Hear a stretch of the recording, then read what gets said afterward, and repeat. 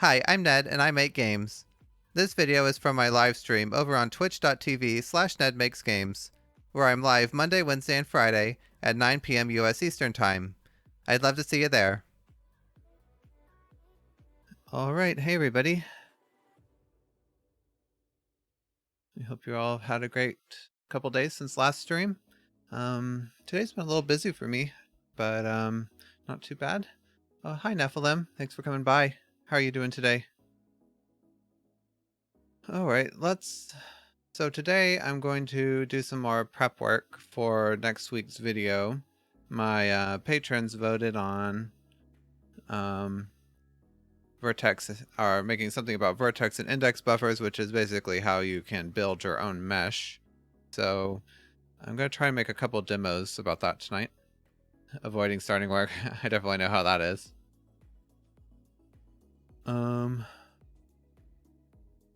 So let's see. I was thinking for this video, I'm gonna explain like what vertex and index buffers are, but that's not really something that I need to make a demo about here tonight. So I think I want to do a couple like examples, maybe making a sphere mesh, and then a common shape is what they call a triangle strip, where you have a bunch of triangles that are connected like end to end. So I thought maybe it might be cool to do like some kind of like helix type shape with that. But anyway, so I'm going to make a couple of scripts that will just generate a mesh, and then from that, I guess we can see if I feel like we need to do anything else after that. I'm going to make a folder.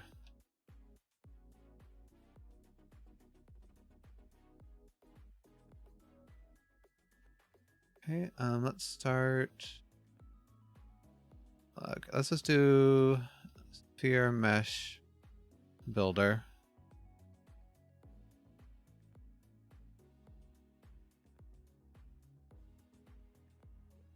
Okay, I just want to reload. That's okay. All right, so just for anybody listening, if you're new to the concept of a vertex and an index buffer, when you write a shader, the renderer or Unity specifically basically specifies a mesh by having a list of vertex positions, and that's called the vertex buffer. And then there's another list of like indexes into that vertex buffer, and every 3 indexes makes up a triangle. So what am I trying to do here? Start. So yeah, that's the vertex and index buffer, and that's how they basically specify how a mesh should be drawn to the renderer.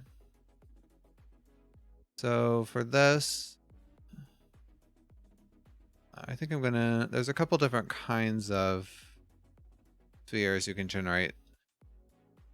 There's the isosphere, which is my personal favorite, but I think it's a little bit more difficult to create, so I don't know if I'll worry about that. Oh, it's icosphere actually. Oh yeah, because it's an icosahedron, but yeah, so I think I might do something, yeah, this one, which is basically just like a normal globe. It's pretty easy to create, and it'll be a good illustration for this topic, I think. There are some other cool spheres that we could do, but this tutorial is not really about how to make a sphere, so I don't want to do too much math about that topic.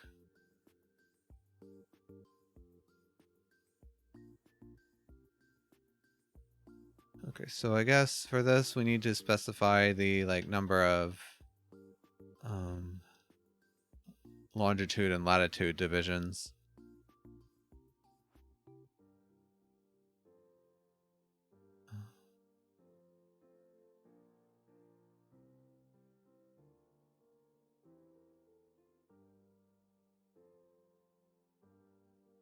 Okay, and this basically, yeah, so that's how many edges that will be.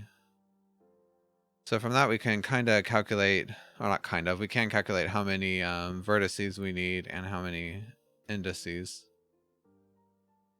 So let's see, looking at this sphere.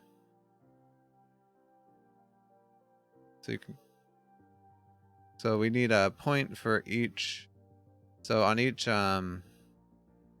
latitude edge, basically we'll have a point for each longitude edge. So basically it's number of latitude times number of longitude, and then we have to add 2 more points for the poles. And that's the number of vertices that we'll have.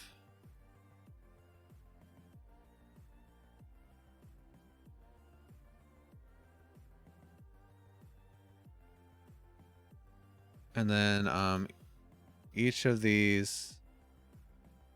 So when you want to count indices, it's usually good to count how many triangles you're going to have. So each of these, well, I guess each of these middle faces has 2 triangles. So that means it'll have 6 indices. But each of these next to the pole only has 1. So if you count these rows, you'll see that there's so the number of latitude edges minus 1 is the number of middle rings of faces, and then we have the 2 faces for the poles. So num triangles equals num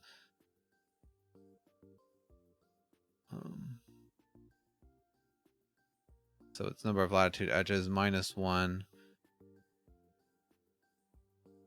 times the number of longitude edges, and then we have to add the poles. So for the poles, it's the number of longitude edges.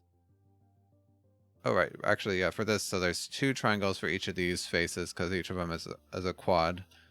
And then we add 1 more triangle for each of the number of longitude edges. Oops. Yeah, so here there's 8. So yeah, you can, if you count them, there's 8 I guess triangle wedges there for the poles. I guess we have to multiply that by 2 as well. Yeah, because there's 2 pole segments. Okay, so that's kind of interesting because right here I did number of latitude minus 1, but if you just rearrange this, you can see that the number of triangles is again just the number of latitude edges times number of longitude edges times 2.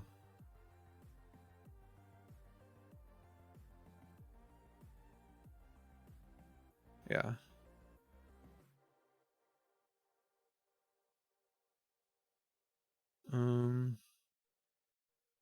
Okay.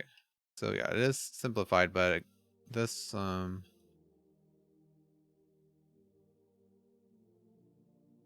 oops. Yeah, I was trying to save that. Oh right, except I didn't backspace all the way. Okay. So yeah, this is the kind of I guess easier to understand count, so I'll probably use this to start off for the tutorial. So I'm going to just leave it there so I can reference it later. Hi Seclusion Tower. What am I working on today? We're going to work on some stuff for next week's video, which my patrons voted to for it to be about like an introduction to the vertex and index buffers, which is kind of, well, not kind of, it's how Unity specifies a mesh for the renderer. So to do that, I'm going to try to make a couple scripts that will create some cool like meshes programmatically. So right now I'm going to try to make a globe mesh, and you'll be able to specify the number of edges and then also a radius and stuff like that.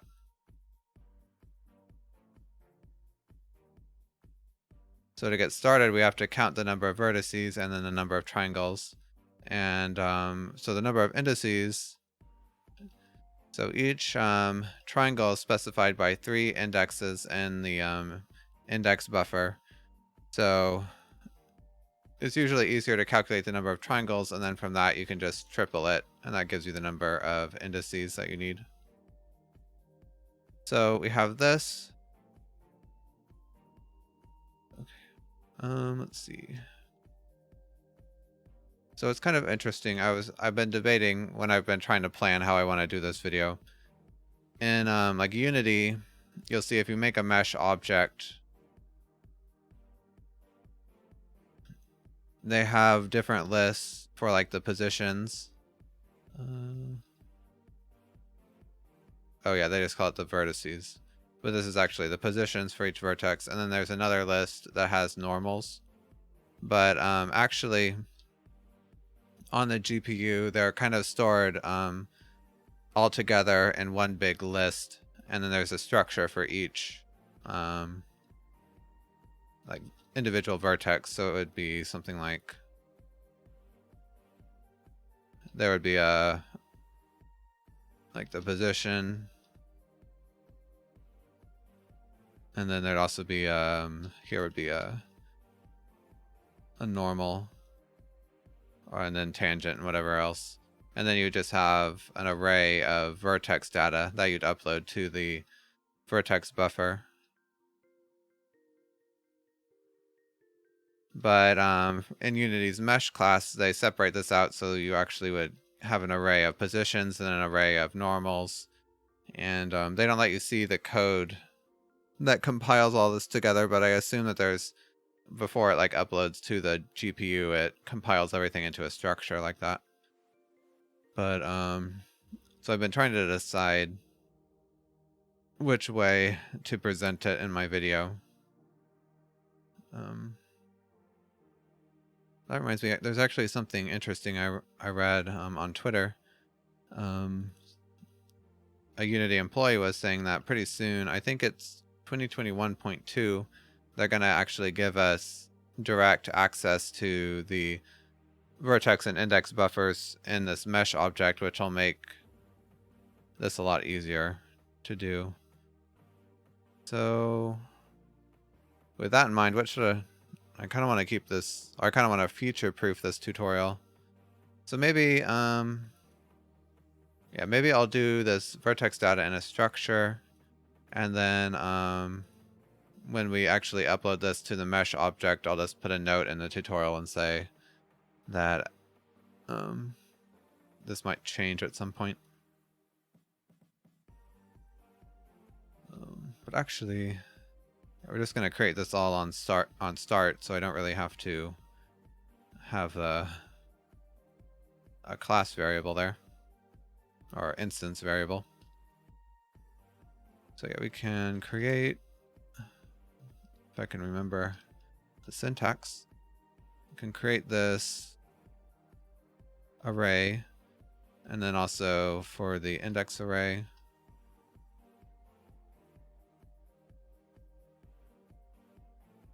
okay, so for each vertex,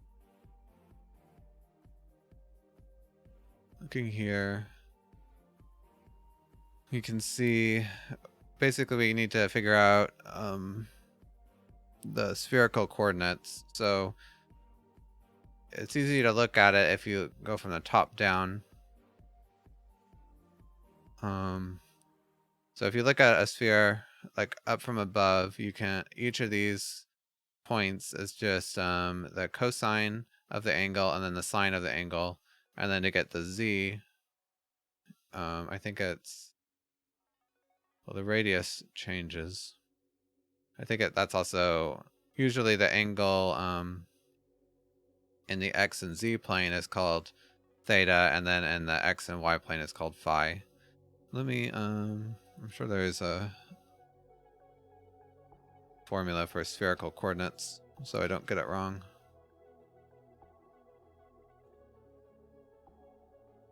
Okay.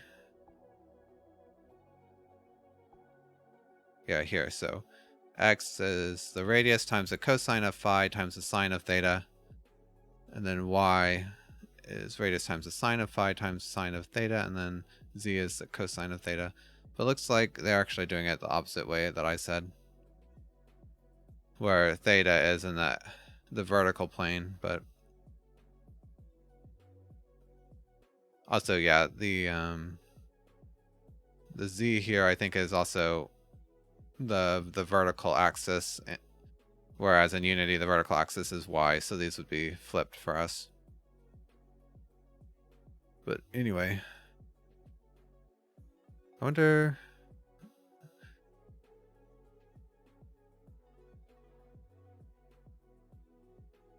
Okay, so we need to find these angles based on the latitude and longitude.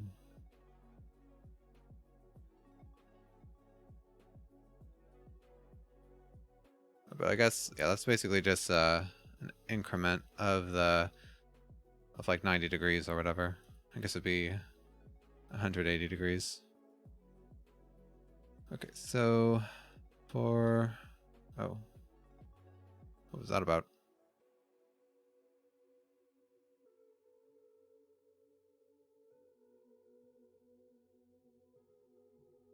I think it'd be, and then I also have to deal with the polar vertices. Okay, so let's take care of them first, I think. So vertex number 0 is like, will be the North Pole.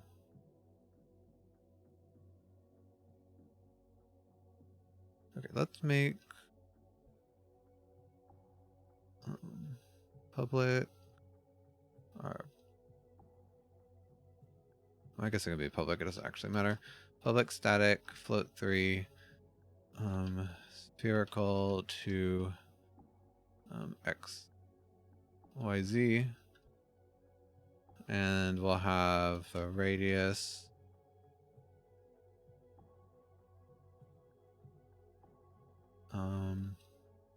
what do I want to call this? I guess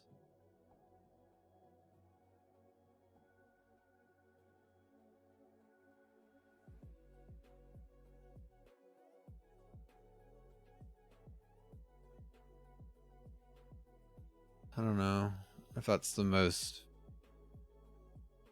elegant way to do it, or elegant naming, but I can always rename those variables. Okay, and these will be in radians. Okay, so return new float 3. And judging by our, so x is radius times cosine of phi, which I think will be our xz angle.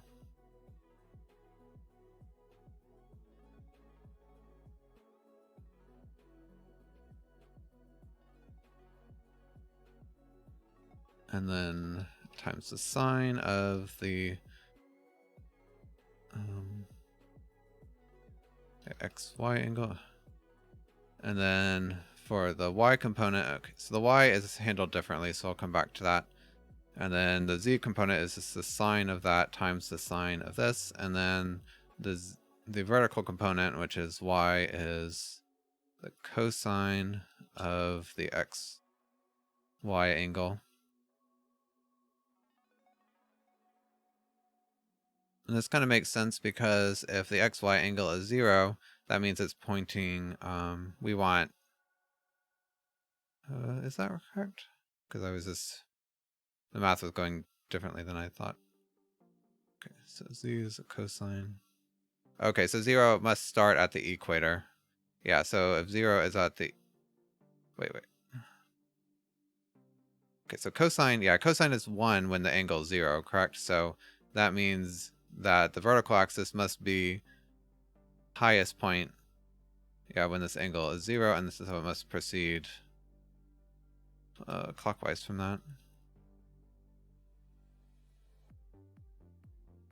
Okay. Like I always say, it's been a long day, so excuse math errors. We'll figure it out when I get to testing it.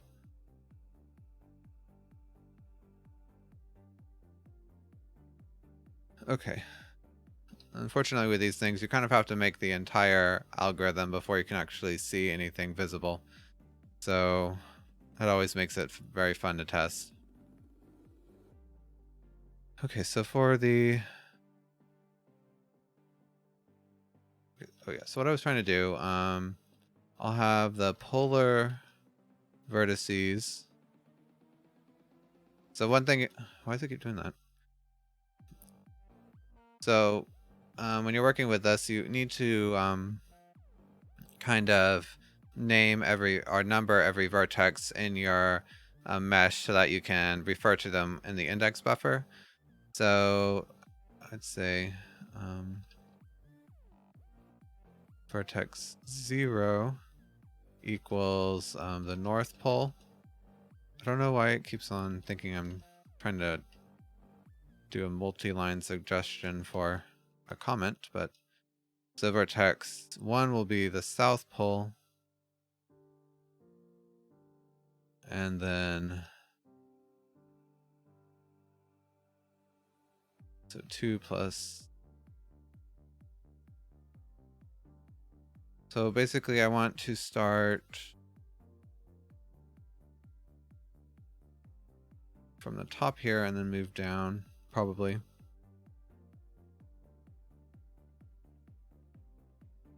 So these will be the middle vertices.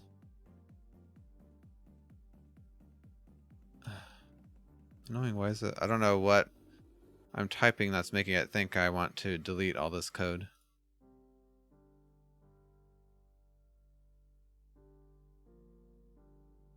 I've never had it do that before. Of course, it's gonna do weird things to me on stream. Can always bet on that. Okay, so oh yeah, I'm not trying to loop yet. I keep on doing that. I want to define vertex number 0, which will equal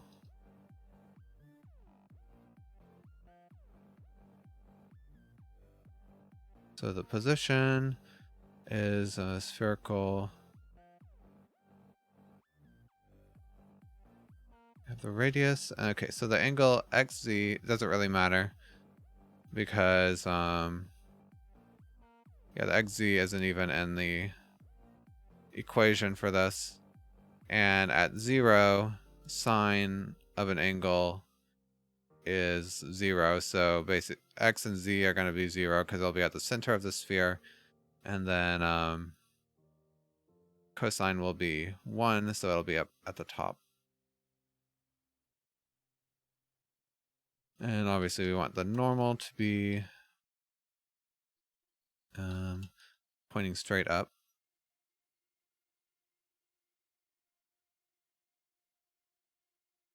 Okay, what's it complaining about? Cannot use variable local function.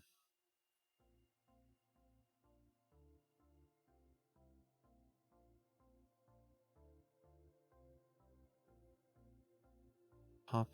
Oh, yeah. Don't need that semicolon. Is that what it was complaining about?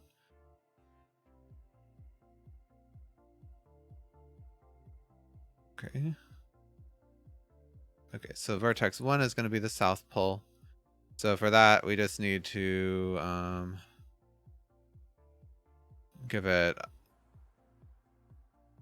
the opposite angle, which is just math pi. Because again, this isn't going to be in radians.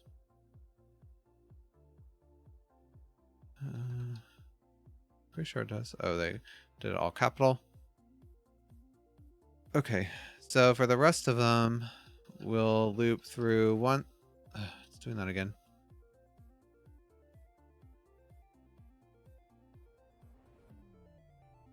Equals 0. I less than number of latitude. Okay, so let's see. I guess we'll want to create a point on each edge. Yeah, so again, we just have one point for every intersection here, which is just the number of latitude times the number of longitude. Thinking about that, I just noticed, yeah, I forgot to add the 2 polar points there, so I just need to add 2.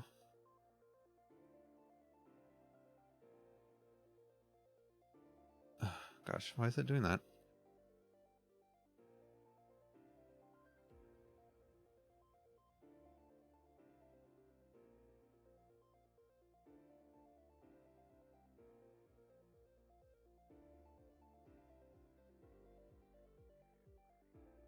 Okay, so for that, so this angle xz depends on the latitude, so we can actually calculate this here.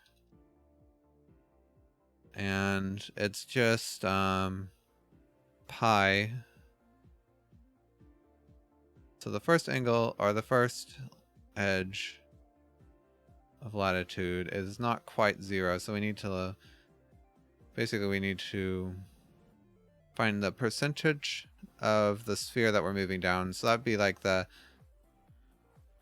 latitude index divided by the number minus 2, I think.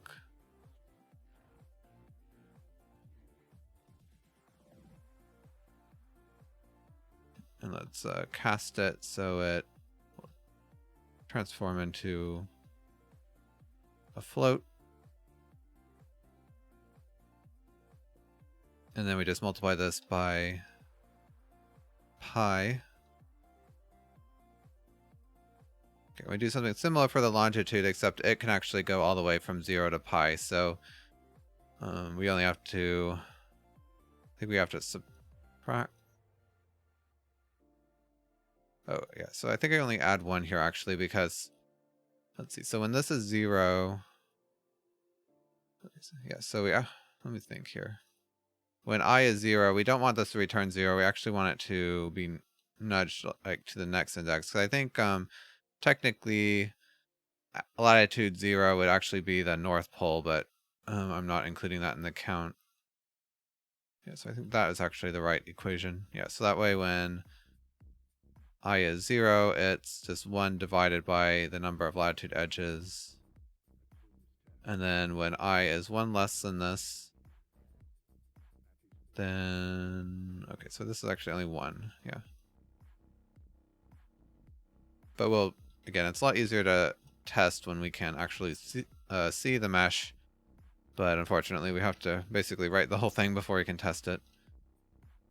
So this time, we do I divided by number of longitude edges minus 1, because when j is at the max value, which is number of longitude minus 1, we want this to return, or we want this to evaluate to 1. Oh wait, no, that's not true, because yeah, we actually want it to evaluate to 0. So we or wait, we want it to evaluate to the index just before 1, because if this is 1 and 0, that would return the same value. And then this is actually supposed to proceed around the entire mesh, so that would be 2 pi. I hope that my math is making sense. Okay, so we figured out the angles, and then the radius is just this value that was passed in. So I'm gonna calculate the point here, because we can actually use it to derive the normal vector as well. Radius. See. Okay, so vertices. So the vertex count is just, I guess it's I times the number of latitude plus, oh wait, no, it's I times the number of longitude plus I. I think I said it backwards, but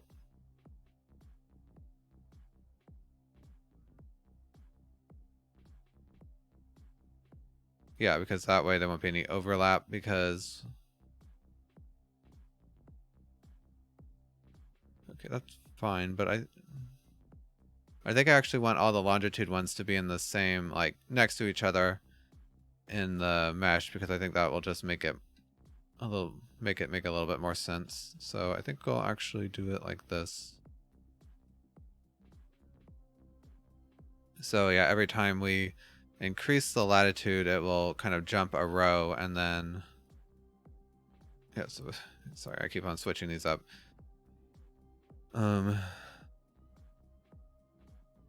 Equals new position P, and then so to get the normal, we can just normalize this position, because 0 is the center of the circle, or 0, 0, 0 is the center of the circle, And so this P is basically an offset from the center, which for a sphere is also the pointing directly out of it. So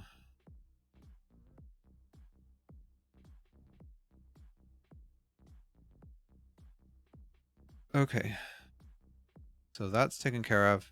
So now we have all the points, which is just one part of it. So we've got to make the edges, or the triangles. So let's take care of the polar ones first. So for the North Pole, we know that Vertex... Oh, I actually forgot to add 2 here. Yes.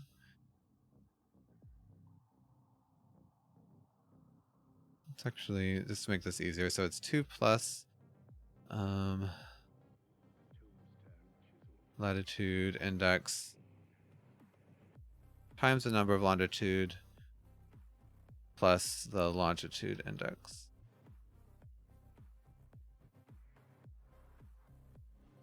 I spelled that wrong. Oh yeah, doesn't need the N there.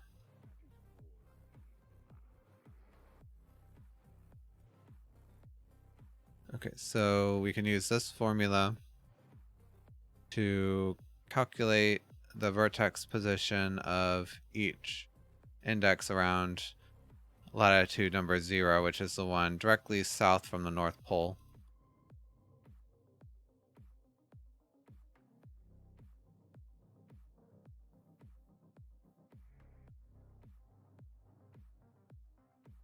Okay, and we will have to worry about winding, but I'm not going to right now because if I get it wrong, I can just flip everything, so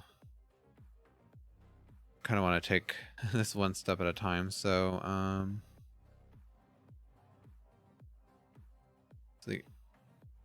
we just, the order of the triangles in the mesh or in the index buffer, it doesn't really matter.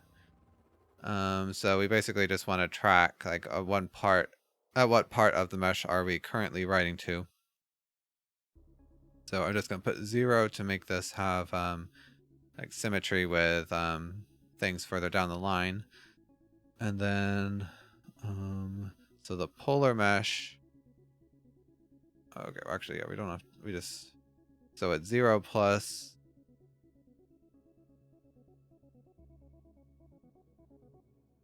so we're making one triangle for each line of longitude right now. So indices index start plus 0 equals 0 because that's the North Pole. And then 1 and 2. And so for the next index, we'll need basically this formula. So it's 2 plus the latitude index, which is 0. And then the longitude index, which is J. And then we'll do the same thing here. The only problem is that since this is cyclical, since we have to get the next line of longitude, we need to also do a modulo over the number of longitude edges so we don't ever like exceed this value or move over to the next row. Okay, so actually, yeah, we should go ahead and test and see if this shows up. So to do that, we have to create our mesh. And it's actually pretty easy to specify this. So the only problem is that since I have this vertex data as its own structure, I'm going to need to decompose that into lists. So let's make another, just to make things easy. Private extract positions.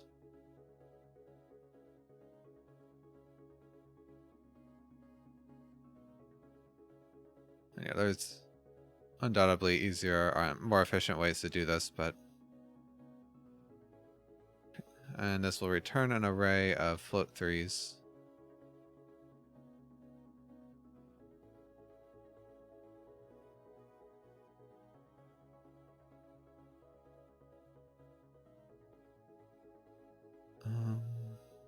Okay. Oh wait. this is float 3. And it's the same length as our original vertex buffer.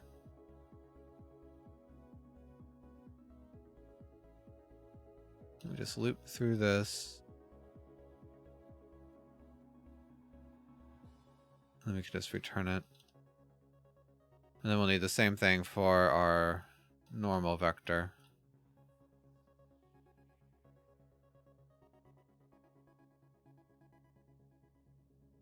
And coincidentally, it's also float 3.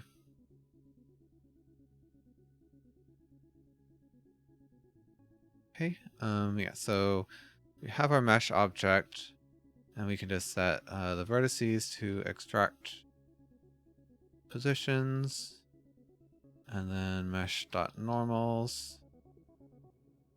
Okay, yeah, it's gonna complain. Yeah, in most places you can use float 3 and vector 3 interchangeably, but this mesh API likes the old vector 3 instead of these float 3s, and since it's an array, C# can't automatically convert or cast an array of float 3s into an array of vector 3. So we're going to have to set the type like that. And then you can also set the indices, or except, yeah, in the mesh API they call it triangles, which I've always found a little confusing. Okay, so now we need to insert this mesh somewhere. So let's just require that a mesh filter component is on this game object. Mesh filter. And then I can set the mesh on that mesh filter.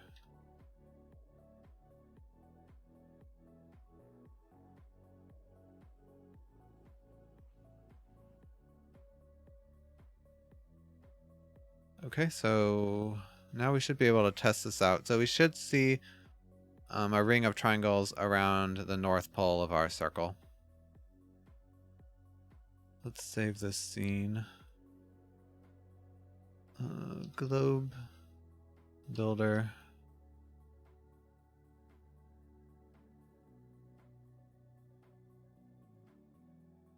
Okay, in fact, I think I'll just create a sphere.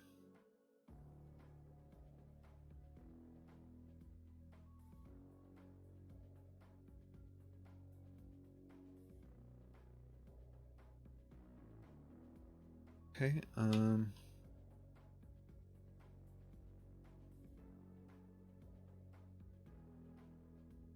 yeah, I'll get rid of the mesh here. And then add our builder script. Okay, so let's start with 8 and 8 because that matches that image I've been looking at. Okay. Okay, so I don't see anything. That's not a good sign. Okay, so there's 66 vertices, which makes sense because 8 times 8 is 64 plus the 2 poles. There's 128 triangles. But it doesn't seem like it's actually showing up. So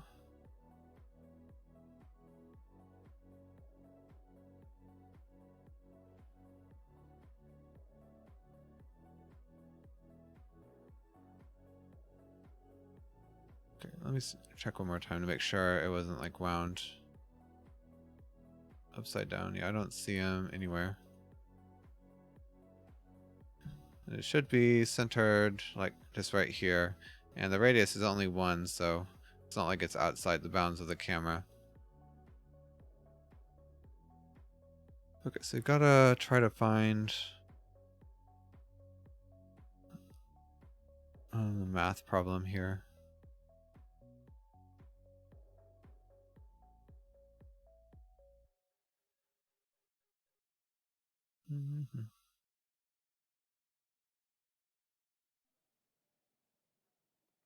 Let's start by... Oh, that's not going to be super easy to do. I was going to say let's start by printing out the positions, but well, maybe it'll make sense. I was going to say it won't really make a whole lot of sense because it's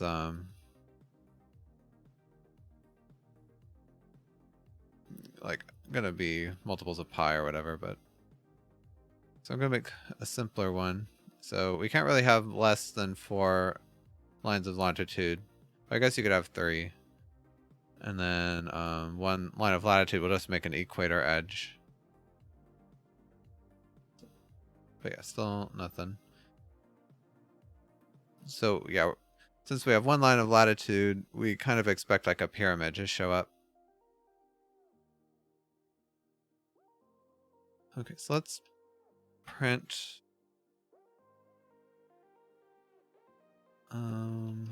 this and just see what that spits out.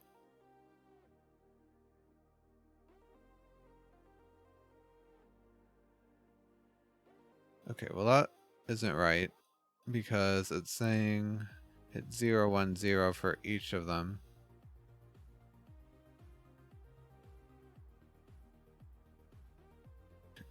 So what do we expect? So the number of latitude is 0, so that means this angle is going to be 1 divided by 2, which should be 1/2.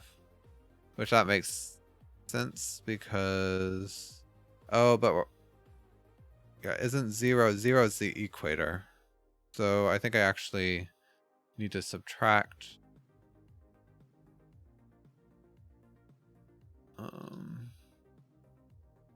90 degrees, or math pi divided by 2. So maybe we'll say something now.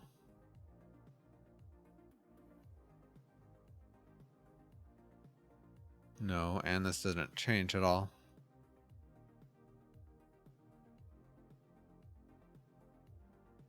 Okay, sorry, somebody decided to do yard work at 9 p.m. So I'm sorry if you guys can hear that. Anyway, okay, so this should be... Okay, so it should be 0 now because it's 1/2 times math pi, which is 1/2 of pi, minus 1/2 of pi, so 0. And when you throw this into here, that would give us cosine of 0 is 1, which we'd expect for the radius, so that makes sense. Okay, so the longitude... Oh, here. This should be j instead of I. I should have known better. That's why I don't really like to use I and j, but... I wish latitude and longitude had started with a different letter. It'd make this kind of thing a little bit simpler. But anyway, so I'll just write that out. That could have been it because I think it was always 0, 0, which would explain why these are all the same value. Okay, there we go. So now we can see something, although it's a bit strange.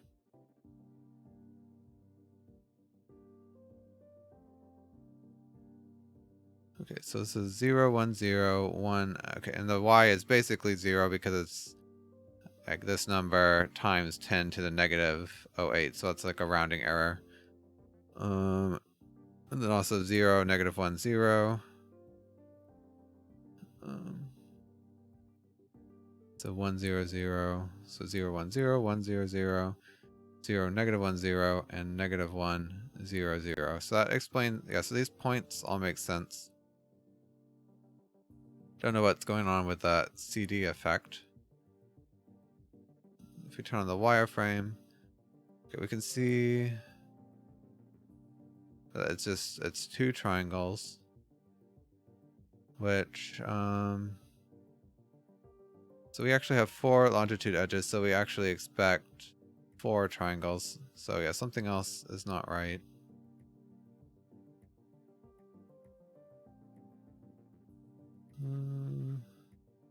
Yeah, it says it even has 8 triangles.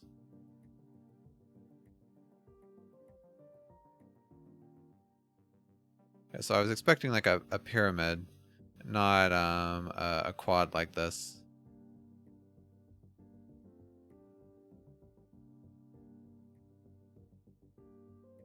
So, maybe I'm doing these wrong. Again, so when the XY angle is 0, math sine is 0, so basically the X and the Z coordinates will be 0. And then here, the cosine of this will be 1 when the angle is 0, and then -1 when the angle is pi over 2, so that makes sense.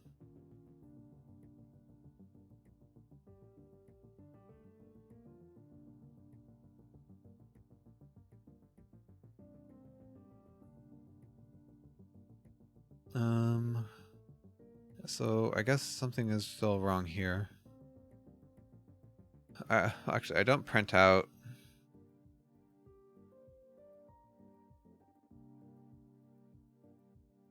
Let's just print out every call to this spherical. Debug, log. That way I don't have to clutter the code quite so much. And that way we'll get these values as well. So the first one is the North Pole, which is fine. Okay, so yeah, so these are right. So it's 0, 1, 0, and again, this is 0, -1, 0. There's just a rounding error. Okay, so okay, well, this is actually, yeah, looking at this again, this one's wrong because the y for all these should be 0 because they should all be on the equator. But there, it seems like the z is 0 instead. So I think I passed the wrong values. So the latitude.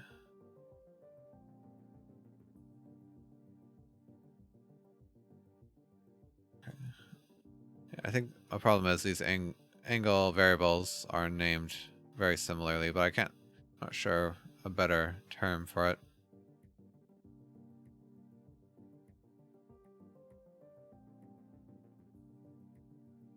Oh, I did this backwards, didn't I? Because yeah, the xz is actually part of the longitude.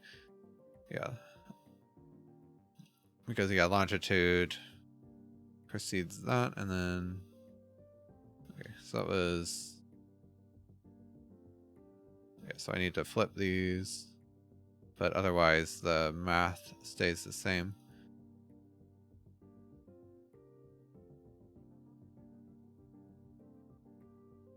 Okay.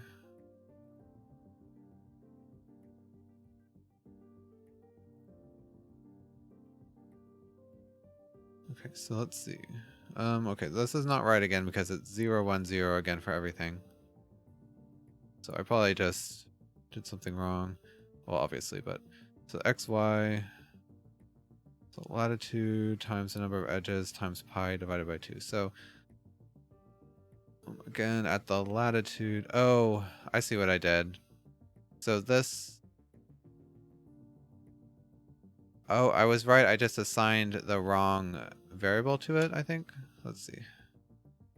I think it's still flipped, but yeah, this should be angle XY, and then this should be angle XZ, but the actual formulas are correct here.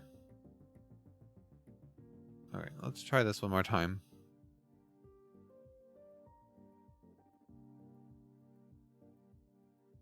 No. It's all 0, 1, 0. So...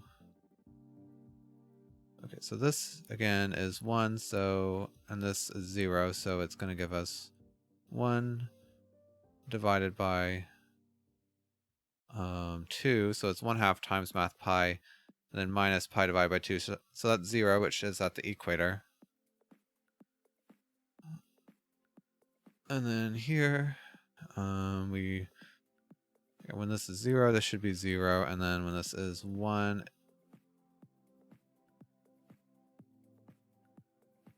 yeah, I thought I remembered mathing this out before. We should, I don't think this is actually the issue, but yeah, when this is number of, or 1 minus number of longitude edges.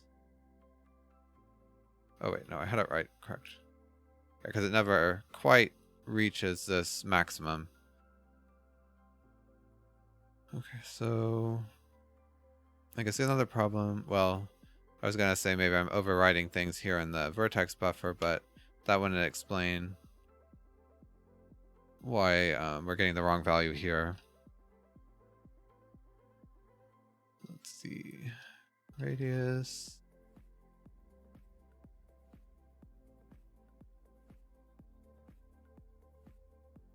Angle xz, angle xy.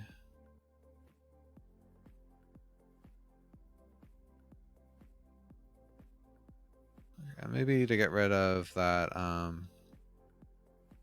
annoying rounding error, I think I can put in F2, which will tell it to format it to the nearest 2 decimal points. While we're at it, let's add that here as well.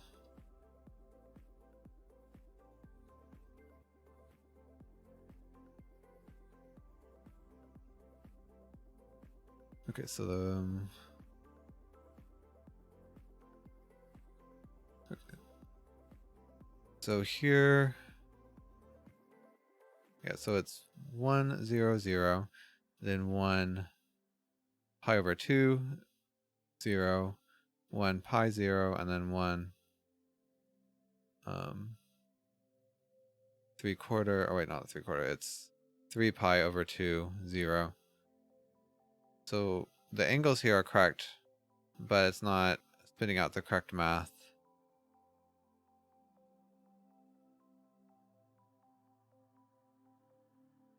Right?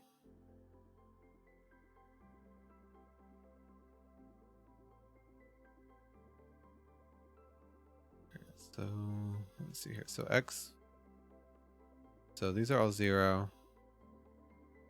Oh wait, no, that's not right because sine is 0 when the xy is when xy is 0.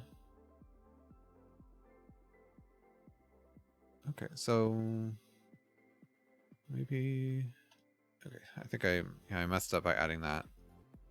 I guess the equator is at pi over 2. I mean, it just depends wherever I want to define it. Okay, there we go. Okay, so it's right, but they're wound backwards, which is why we're kind of seeing the inside of the pyramid. Okay.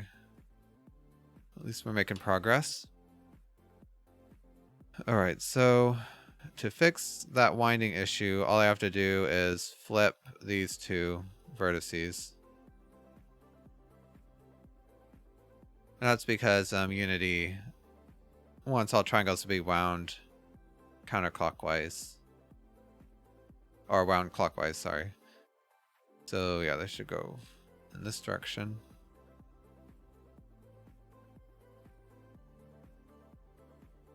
Which I have a whole video about that if you're interested in that. But yeah, basically the order that you specify the vertices in a triangle does matter because that's how Unity decides what the back and the front of a face is. And the front face is the direction that you look at it where it's winding or wound clockwise. So 1, 2, 3. Yeah, and there's weird shadows. I'm not sure why we're getting like these are called shadow acne. Probably just because sometimes you get that when you have a low poly model. So and so I'm not going to worry about that too much. It's not really the focus of this tutorial anyway. Alright, so we have the North Pole, and so it's going to be pretty easy to add the ring around the South Pole. We just do the same thing except the index start So we start after all these, so we can kind of count how many indices there are. So there's 3 for each longitude. So we just have the number of longitude times 3, and then we add again another triangle at the end. So the South Pole is index 1, and then each of these will be 2 times, okay, so the South Pole, so it's the last line of latitude, so it will be num latitude edges minus 1 times the number of longitude edges. Okay, and then this logic can stay the same because we're again just looping around the ring.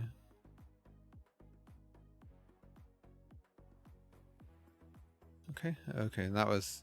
Alright, so these need to be wound the other way, which I guess makes sense. So we can just flip those.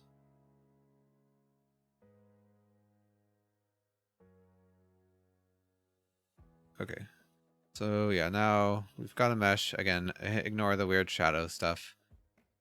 And I guess the weird lighting in general. So now if we add, let's just do a quick check and add a bunch more longitude edges and make sure that it still looks okay. Oh yeah, so yeah, I don't see any problems there. Kind of cool shape, actually. Okay, so obviously if we added more latitude edges, things would be messed up because we don't calculate the middle faces, but you can kind of see how the actual sphere would look.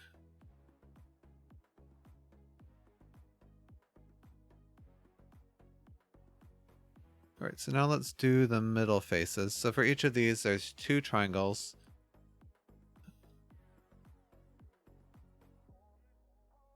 Okay, we're going to need to do a double loop again. Okay, so let's get rid of all this other code. So the start index for this, we can still use, is so we've got to add both of these, this north and south pole rings. So that's the longitude edges times 2 times 3. Yeah, and I'm gonna just write all this out, even though obviously you can put that as a 6. And then, so we also gotta add all the triangles in our array before this. So that's basically the same as this here. So for every latitude,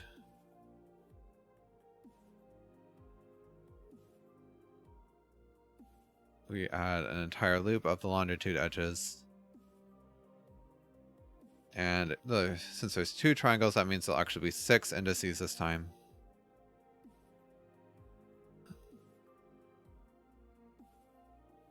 Okay. Alright, so we're gonna make 2 triangles here. So the first one, so I think it's actually easier if we calculate the 4 points. So top left, or I think I'll do top first because left and right, it's kind of hard to visualize, will be, so it's the first. So okay, so if we look at our list here, so we have 1 ring. Actually, we don't have 1 ring per latitude edge.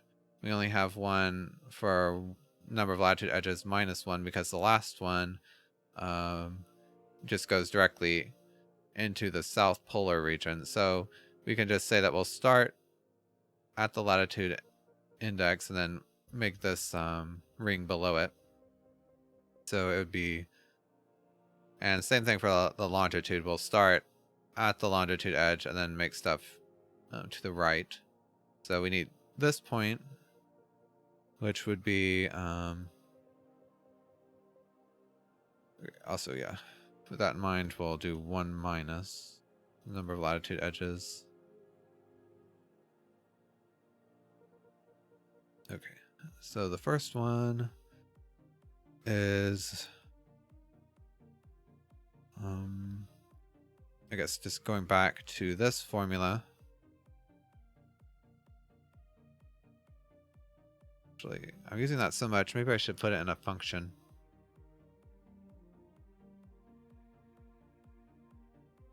Let's see, private get middle vertex.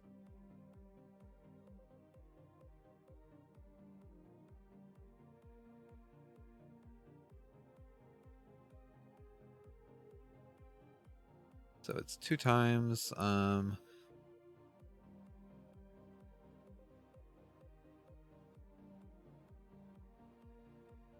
it's, yeah, that's 2 times the number of latitude edges times the latitude, or number of longitude edges times the latitude index plus the longitude index. I think it's the 2 times 2 plus. Okay, so if we do that, we can actually update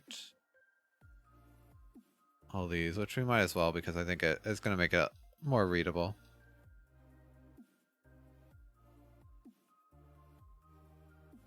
Okay, so here we got to remember to do that looping.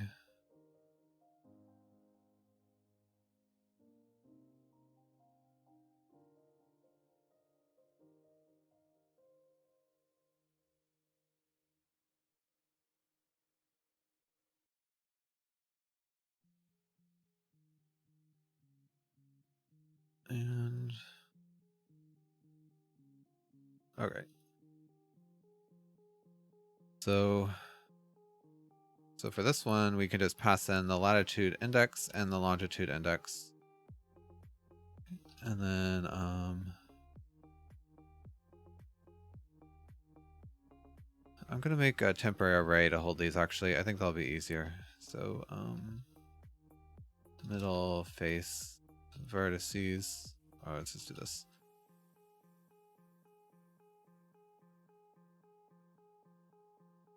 I think I'll just make it more obvious. We're still gonna have to specify them one by one, I think, because there's not...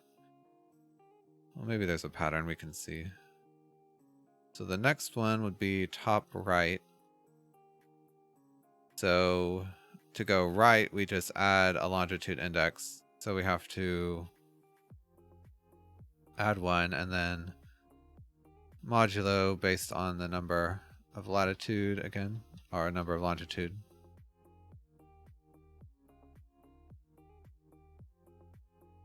I'm sorry, this is probably really confusing because I keep on saying latitude and longitude incorrect, but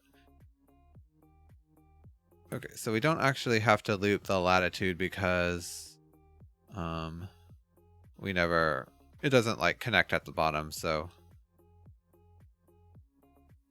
okay, so there's kind of a pattern here, but I don't really know if making it into a loop will make it more clear, so I'll just leave it like that.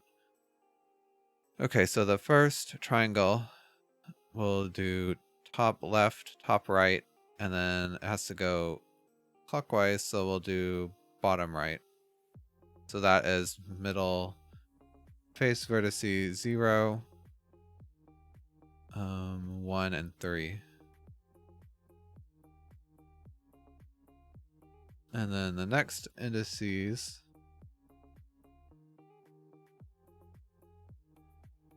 4, 5 will be the other 3. So the other triangle, if the first one is like that, then the other one starts at, I guess it can start at 0, and then 3, 2. All right, and that's that.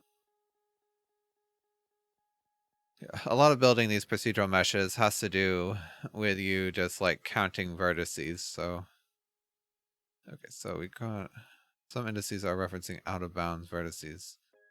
Okay, so let's start something with a lot simpler. Let's go back to how it was with just one latitude edge and see. Okay, so it's still giving wrong values. Did I? Yeah, so this shouldn't even run. Because number of latitude edges is 1, so when we subtract 1, it's 0, which latitude I is already greater or equal to that, so this loop shouldn't run, which is what we want if we only have one latitude edge. But it's saying some indices are referring to out of bounds vertices. 2, 3, 4, 5, 6. But oh, maybe I messed up this. So latitude times number of longitude plus the longitude.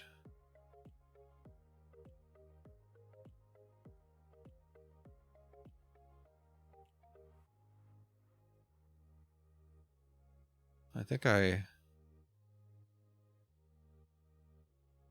oh, yeah, here. That extra addition didn't need to be there. Okay, so that was just making the indices point to a non-existent vertex. Okay, so now we have our diamond again.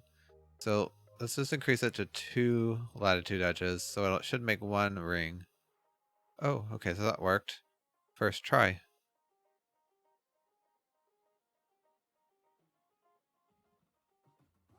Let's see. So yeah, you can kind of see where the line is because of the weird shadow stuff, but it doesn't really matter that much. Let's try again a lot of longitude edges. Okay, so it still looks fine. Now let's do a bunch of latitude edges. Oh wow, now we've got a globe.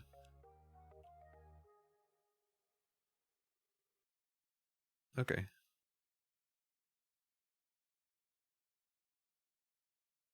I guess that's an environment reflection down there. Alright, so yeah, we had to do... Oh, yeah, sorry for those math missteps at the start there, but I think we got this all done. Okay, so now we can try to make this pretty... I don't know...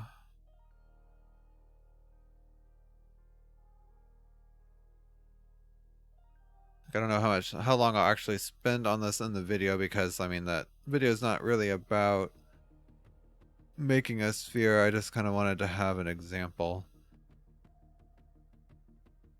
And this one's kind of, it is a little complicated, but not super complicated, so I think it's a good place to start. But I was trying to think, like, do I want to make it animate or something like that? I probably should do something so it kind of has something cool to look at, but get rid of that debug.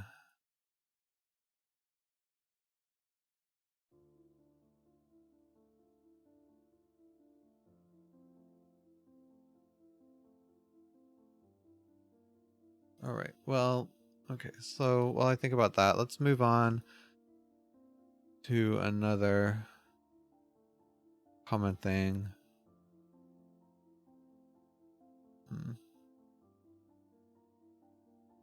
I was going to do what's called a triangle strip, which I guess is kind of interesting. It just doesn't look super cool, but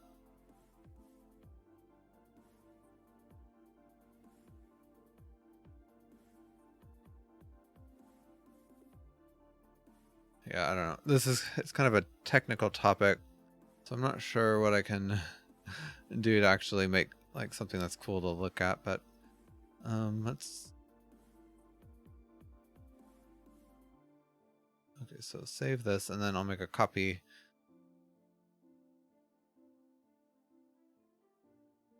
But yeah, I guess a strip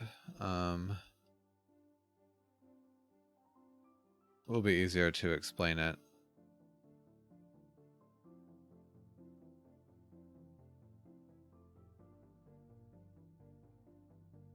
Okay, so we can remove this component.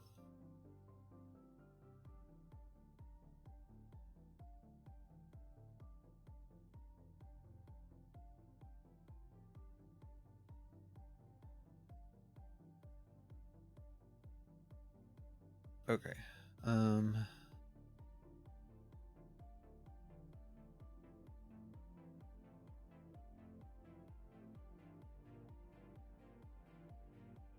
Oh, yeah, I don't need to add something out there.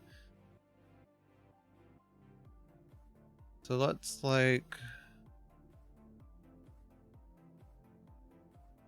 I could make it, I don't know, make a line between 2 points. Might be kind of cool, I guess.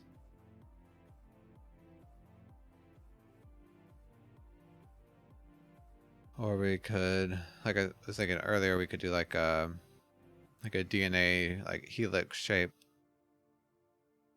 If we did that, then I'd need to have like some function that would give like a curve, but that would be here because then we'll need to also make like tangent and a normal to the curve. So I don't know. That's kind of, I mean, it would be interesting to do, but I don't know if it really has much to do with the actual video.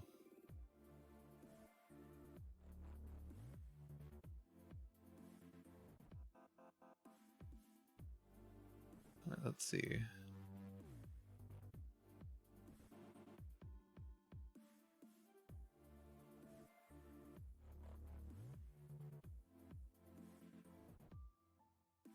Okay,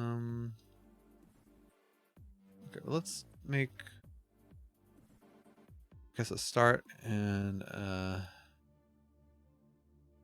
oh, what am I doing? Float 3, start point,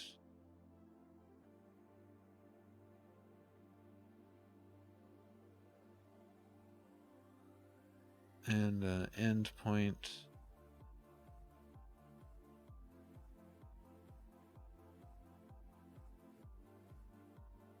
Yeah, I guess, like, if nothing else, I can animate this with the mouse, which always is kind of interesting.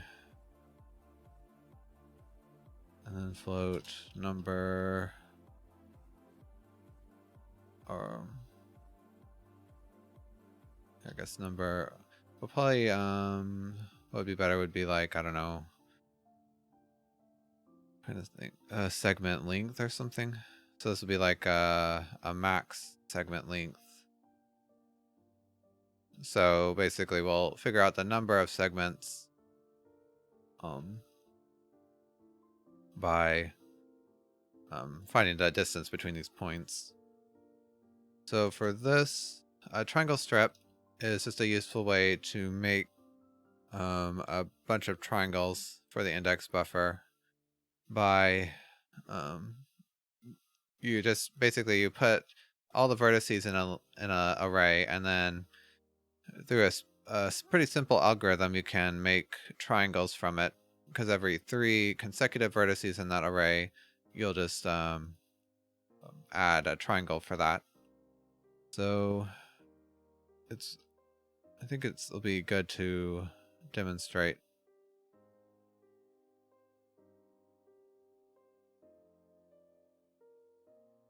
Um, Making your own simple vertex and index buffers as best as possible in Unity anyway. So we'll have a position and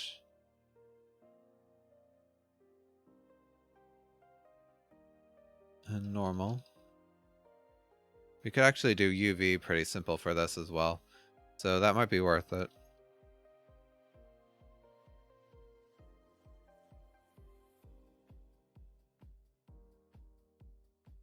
Okay. And then so distance.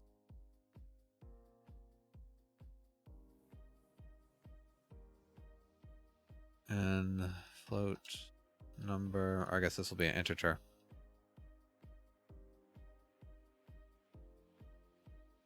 Number of segments is the distance divided by max segment length, and then we take the ceiling of that.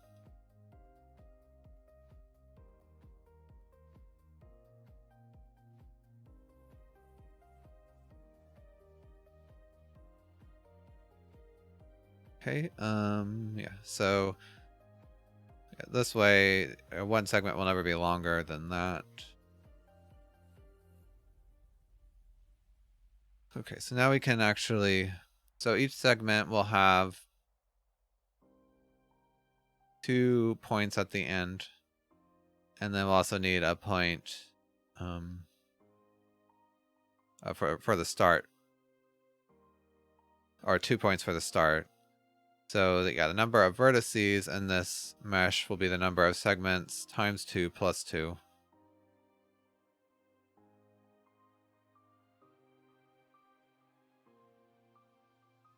Or times 2 plus 2.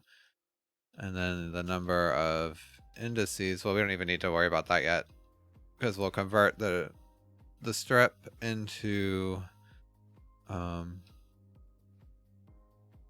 triangles later. So vertices equals new vertex data.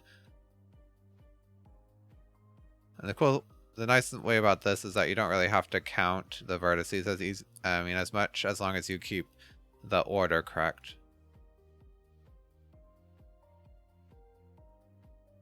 So, let's. I guess I'll just call this a strip, actually. Okay, so for int s equals 0, s less than num segments plus, or I guess s less than or equal to number of segments. No, I don't know. Yeah, I think it's better like this, actually. But we'll see. We'll have to handle the last 2 points kind of specially, but okay. So since the distance, since it's just a line, actually, I was kind of thinking if we make this a curve, then it'll be a little bit more complicated, which I kind of want to do because it would be interesting, but I'm not sure how to specify it. But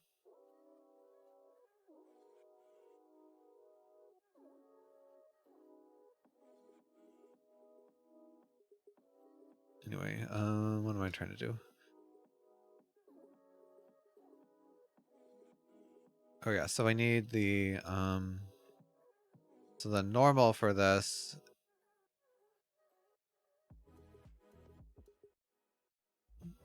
That's a good point. So in 3D, a line has 2 normals, so I'm trying to decide like which one should we use for the actual normal. I mean, I guess we could specify.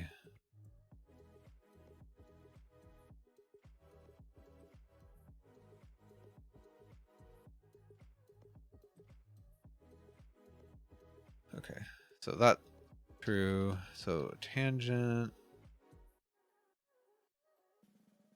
So the tangent is just the start point times the end point, or start point, or the end point minus the start point.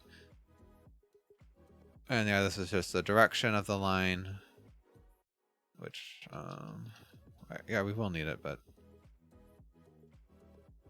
I'm still kind of thinking in the back of my head if I can make this a curved, like follow a function, which I think would be really cool to do.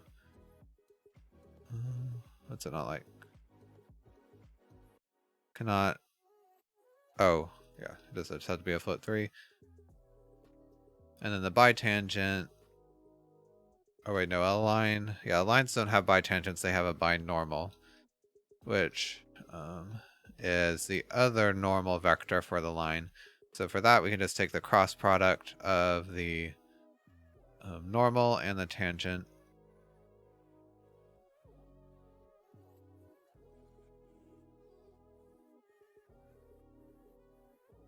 And we shouldn't have to normalize this because, again, the cross product, or the magnitude of the cross product, is the magnitude of the normal and the tangent times the sine of the angle between them. So if the normal and the tangent are already normalized, and they are actually orthogonal, meaning the angle between them is 90 degrees, then the sine is 1, so that means that the magnitude is 1, which means it's already normalized. I guess it could be negative. Oh, no, that wouldn't matter anyway.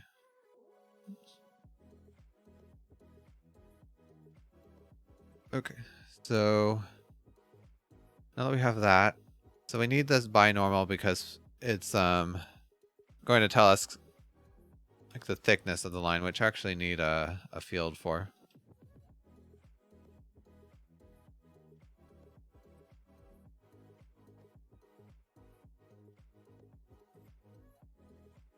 Okay, so float half thickness equals thickness divided by 2. Okay, so the first point in the strip will be okay, so I guess this will be point on the line is so do S divided by number of segments. Yeah, this needs to be a float. Times distance times the tangent vector. Okay, and then so from this we just need to add the binormal times the half thickness, either negative or positive, to get the 2 points for this segment. So we can say strip. Oh yeah, also we can make this, technically we don't even really have to count these because we could just use a list and add. I think that kind of illustrates how to do this a little better. So yeah, I'm not even going to count the number of vertices, even though I guess we do know it. But yeah, just to show how easy it is to use a triangle strip, we can just use a list.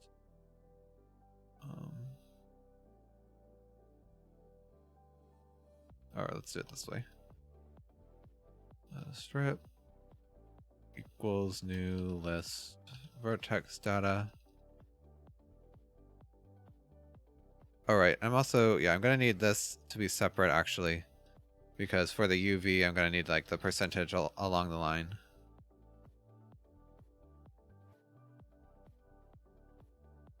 Okay, so, oops.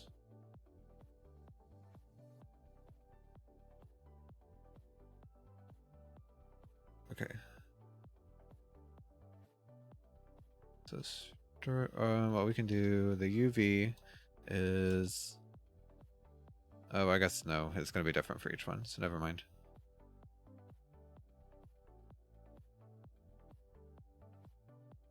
So strip, add new vertex data. So the position is this point on the line plus binormal times negative half thickness. And the normal is just the normal that's given to us. And then the UV. So I want the U coordinate to be basically across the line. So for this one, it will be 0. And then the V coordinate is along the line. So this is the percentage along the line. Okay, so that's 1 point down. And the second one, the only difference is it's times the positive half thickness, and then the U coordinate is 1. So that's really all we have to do to make the entire mesh. Now to decompose this into a triangle, let's bring over these two functions from our mesh builder, our sphere mesh builder, and then I'll also make one to extract the UVs. Okay, that'll be vector 2.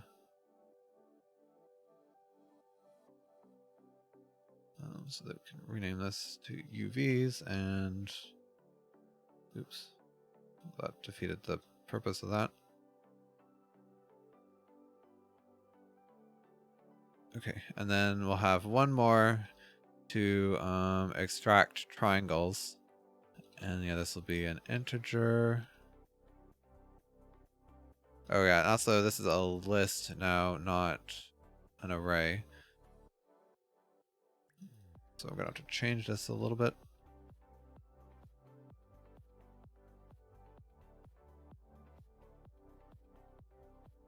And then change this to count. Okay, and then here, extract, or I'll just do indices because that makes more sense to me. Alright, so for each of these vertices in the strip, we know that there's going to be between each pair of vertices there's going to be 2 triangles. So that means the index list, I guess it's, so the number of vertices is the vertices count. And then a number of indices is vertices count times number. So it's a vertices count. Yeah. So every 3 indices we make a triangle out of. And then so that means it's vertices count minus 2 times 3. Yeah, because the first 2 vertices we can't make a triangle out of because there's not 2 before it, so we skip over those. This will be obvious when we actually get to the algorithm to change this into an index list. Wait, so indices equals new. Okay, so for int I equals, so we start at vertex number 2. Let's actually name it V.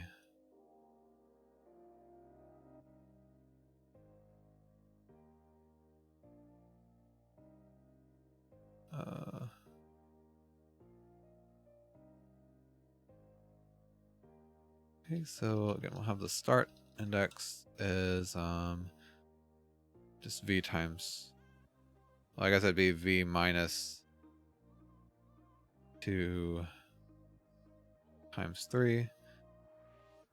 Yeah, maybe, I think it'll actually make more sense if we start with 0 now that I think about it.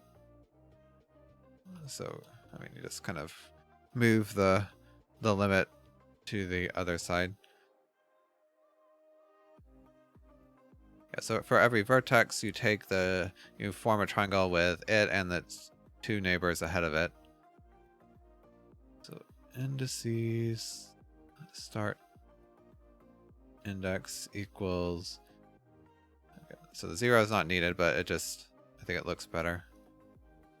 And the compiler will probably compile that out. Okay, so the only interesting thing about this is that, well, I can just show you. So there's going to be an issue here with triangle winding, but I think it's better if you see.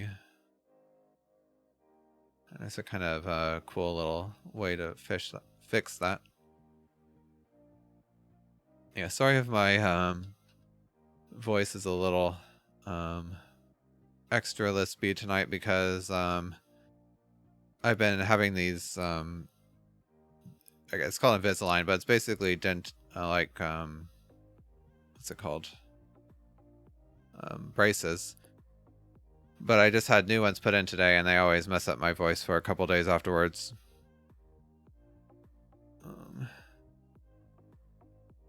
Okay, yeah, so we pass in the strip. Okay, and then for the UVs,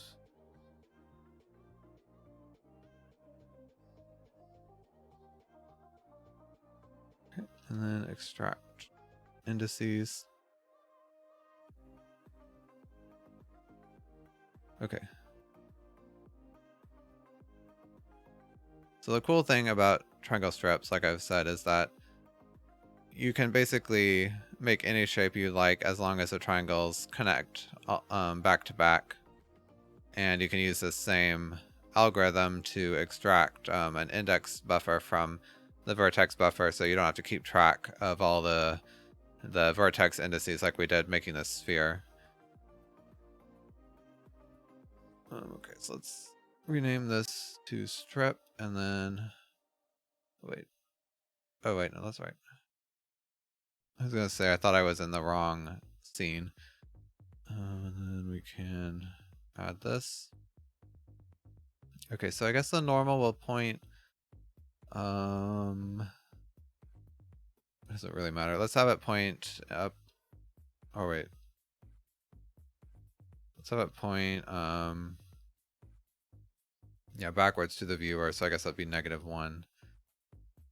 The thickness. Let's do 1. So start point. I'll just have it move from -5 to 5, and the minimum segment length will be, I don't know, or max segment length to 0.5.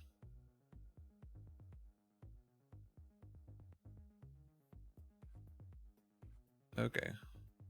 Obviously, I did something wrong. Let's see. So this mesh has 38 triangles, 40 vertices. Okay, so the bounds exist, which means that there's something there, but it's not. Oh wait, did I oh, okay, I was gonna say, did I not add it to the mesh filter? But I did.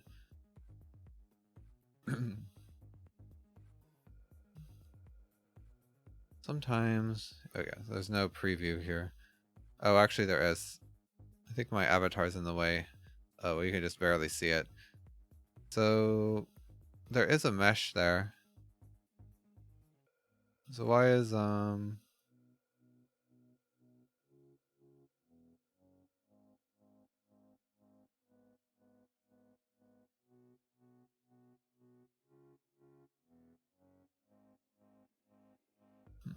why is it not displaying?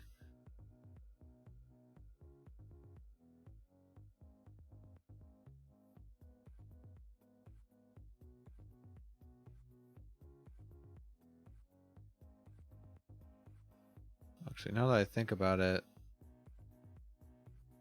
it doesn't show an edge around the ends of the strip, which is a little funny.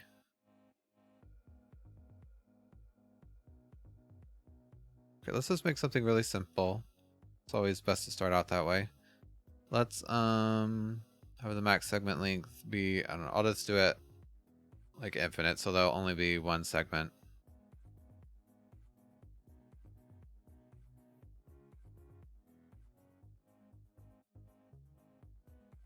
Okay, so it says there's 2 vertices. Oh, I didn't do the end cap. Yeah, so actually for this, since the line is straight, we can actually just say s is less than or equal to the number of segments. A lot of times you have to handle the last segment differently, but not so for this one.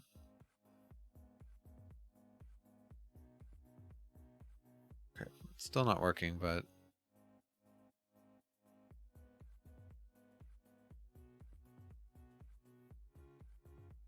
okay. So I think it's saying that the triangles are like a straight line, so I must have messed up. Oh, yeah. That should be a 2 right there. Yeah, so they were what's called a degenerate triangle, which means that 2 of the vertices were on top of each other. So that's why it wasn't showing up. Okay, so here you can see what I meant. The winding isn't right because you can only see one triangle at a time. When you flip over, you see the one that was missing before. And to fix that, every odd triangle in the strip, you just need to switch around the winding. So an easy way to do that is to do something like this. So you handle the even strips like that. And then the odd ones, you just flip the last two. So it starts at 1. You could also do an if else, which probably is better for if you're doing this on the CPU, but if you're working in a shader, it's usually faster to have 2 separate loops like that. But I don't know, might be a little bit too fancy. Okay, so there it goes, but I actually think, so here in the game, yeah, they're facing the opposite way. So let's switch this.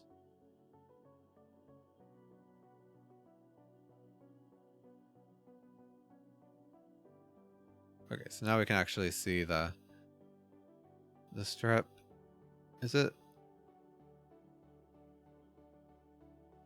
Although I don't think it's at the correct points, because the start was supposed to be -5 and then the end is supposed to be at +5. Oh, but the points are in local space, not world space. So if I wanted to switch it to be in world space,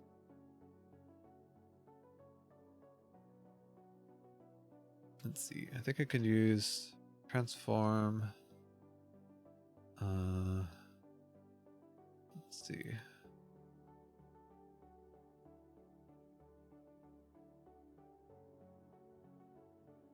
Yeah, inverse transform point. I think this will work. So this transforms from local space, or from world space to local space, which means that Unity will automatically transform back to wait, well, actually, wait, that's not the issue, because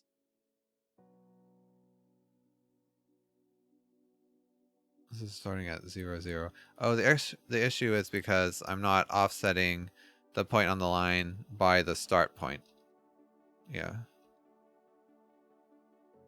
So we actually don't need this, and that's gonna complicate things, so I'll get rid of it. Yeah, so before, the start was always at 0, 0.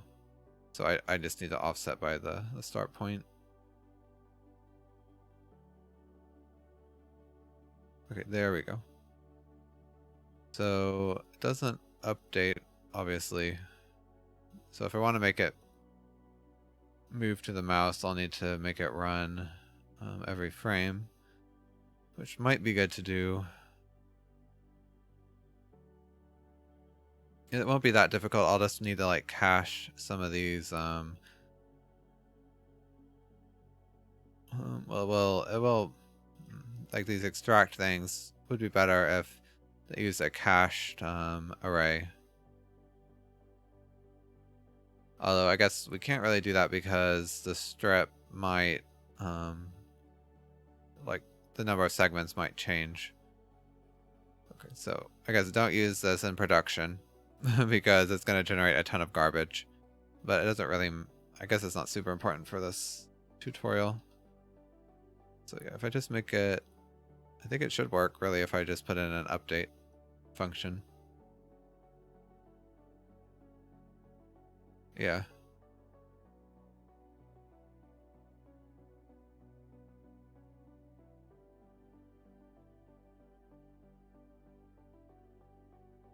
If we put it into, well, before we go any further, we should make sure that it actually works with segments. So let's make the max length a half. Okay, so that's pretty cool. And if we change this to, oh, I can't do it in the game view, but we change this to be wireframe mode.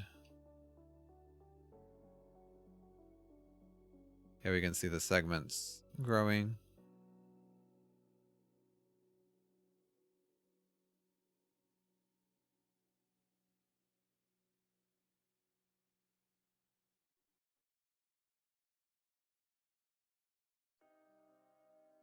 That's pretty cool. And if you wanted to do this, like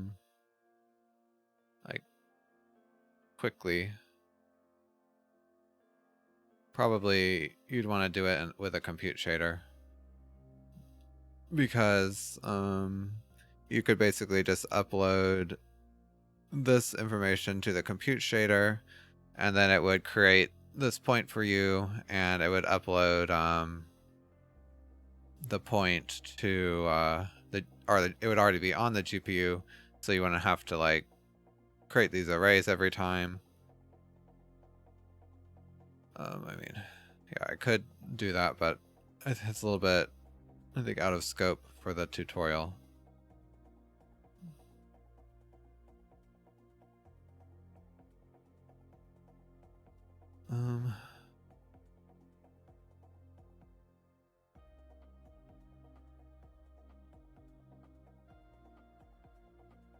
Trying to think. So, what else do I need to do for this video?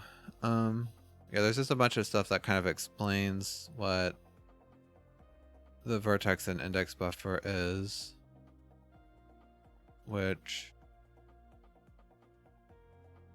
it's mostly just in the script, not really anything to do on video. The only other thing, like in Unity, like I said, you can't like access the vertex and index buffers already, because they're hidden inside the mesh class, but they're going to change that in a beta. But I don't really want to cover beta stuff on the channel. But you can pass an index buffer to draw procedural if you want to specify an index buffer.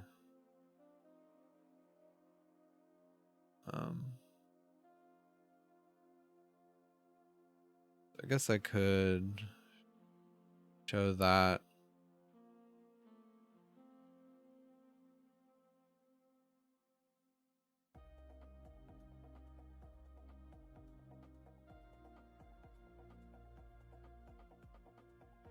Which I guess would work.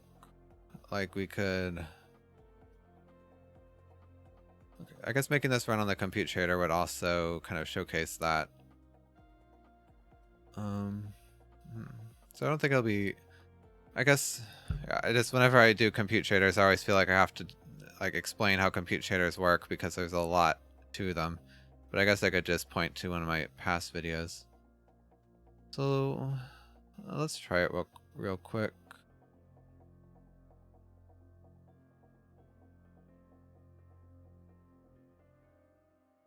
All right, so we have this. Let's make another.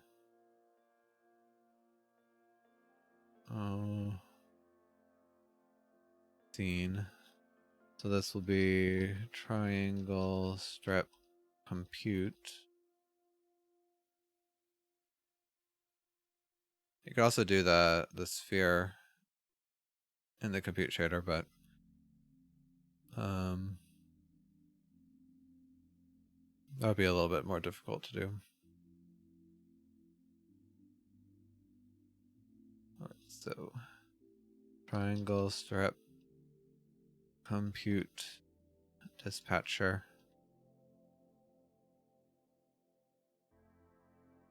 I mean, also, yeah, triangle strips are used in geometry shaders, but I kind of decided not to cover geometry shaders anymore on the channel, since they don't work on Apple devices and they're kind of being phased out. So, I mean, that's another thing. But I think with this compute shader, I think we should be good. But anyway, so this is a C# script which will handle calling the compute shader. Right. So we'll need, I guess, basically all the same stuff as before.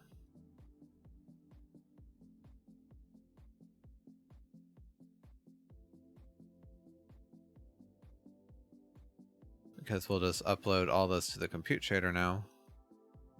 And then we'll also need the graphics buffer for the index buffer. And then we'll make our own vertex buffer. Unfortunately, like I said, you can't pass vertex buffers to the renderer yourself, which is a shame, because if you could do that, you could actually use like standard shader graphs and stuff with draw procedural, which you can't right now.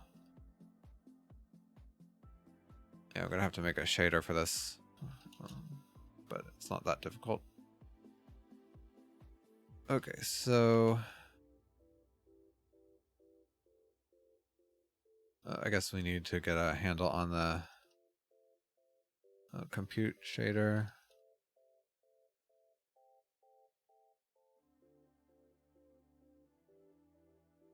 And also the material.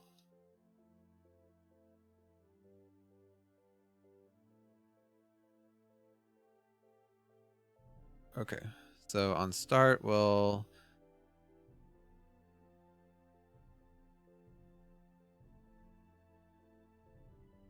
one thing with a compute shader when you're working on the GPU is you have to tell it the size of one element in the buffer. Or, yeah, when you're working with compute buffers, I mean, which is called the stride, and it's just a size in bits. So you take a size of float and then you multiply it by the number of floats. So position and normal have 3 each, and then UV has 2. What's wrong with that? Oh, right. I wanted to mark it as constant. Okay, and okay, so I don't want to have to specify or figure out the number of vertices and indices because we don't really know. So instead, I'll just have max vertex count. And, well, from that, we can figure out the maximum indices. That's just because you have to give the vertex buffer a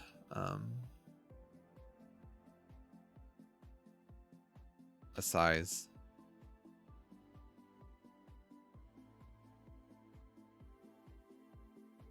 Oh, we're gonna need, okay, this is getting a little bit more complicated. We're gonna need one other thing called compute buffer, or an indirect arguments buffer.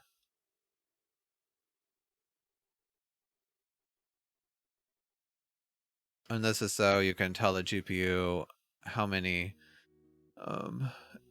indices you're going to render, and we don't know that in the C#, so we have to do it this way.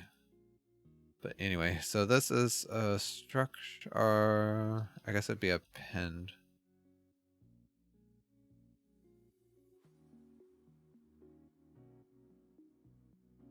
Yeah. Okay. Yeah, we're gonna need another compute shader now because we need one compute shader which builds all these vertices. Although wait.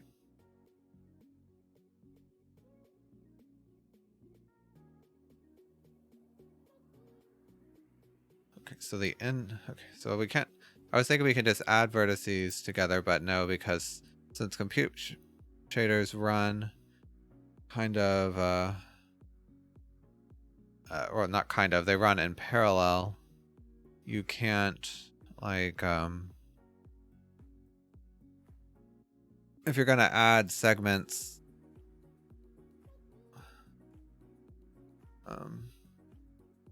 like if you're gonna add them to a list using like an add, or they call it an append, you can't guarantee that 2 vertices would be next to each other, which we kind of need because the order of the vertices is important in a triangle strip. So okay, I think yeah. So we're gonna just do structured so that we can set a specific index. Yeah, so I think we'll only need one compute shader after all. So max the count and then the stride. Okay, and then so for the index buffer. So again, so the number of indices we have is 3 for every triangle we can form, which we can form a triangle for every 3 consecutive vertices, so just the first two we throw out.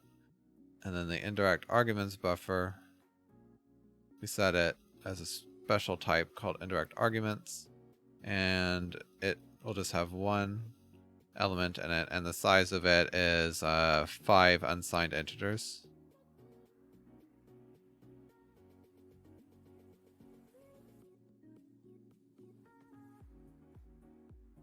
Okay, there, that's the buffer set up. And then we just need to send a bunch of stuff to the compute shader.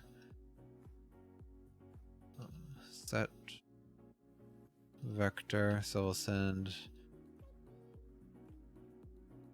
the normal. And these have to be a float 4, so since the normal is a float 3, we just will add a 0 at the end. And then line thickness. This can just be a float, actually.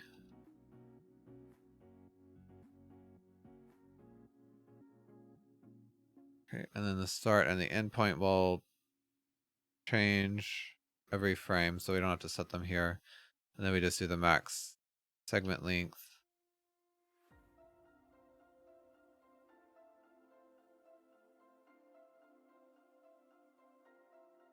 Okay, so now we also need to set the buffers.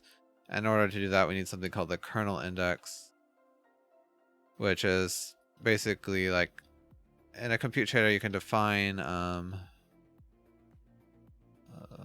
like functions that you can run, and so we'll just have the main function for us this time, and then we'll set the buffer.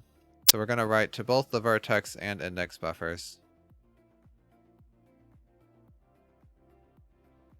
Vertex.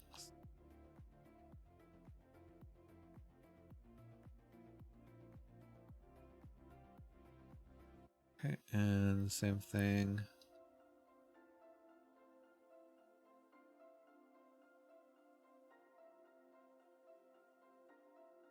All right, and so the indirect arguments buffer, oh, we actually, yeah, we do need to upload it because it has to count the number of indices. Okay, and then the material, we just need to upload the vertex buffer because you can't automatically send that, which is a bit of a shame. So I guess we can just call it vertices. Okay, so on disable, we need to dispose of these buffers, which you can just call release.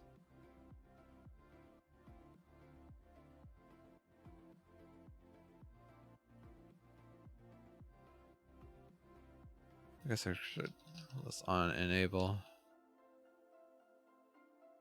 Okay, and so on update,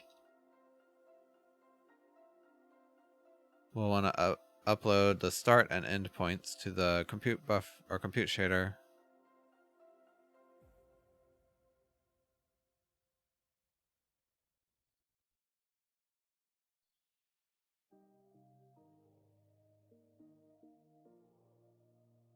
And then we'll want to reset the indirect arguments buffer.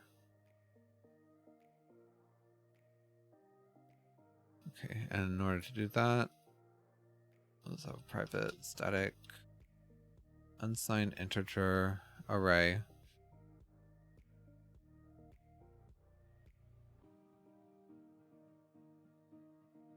And the reason we have to do that is because, again, we have to count the number of triangles in here, and so you have to start with a fresh. Oh, just barely caught that one. Excuse me. Okay, so I think I should probably look this up.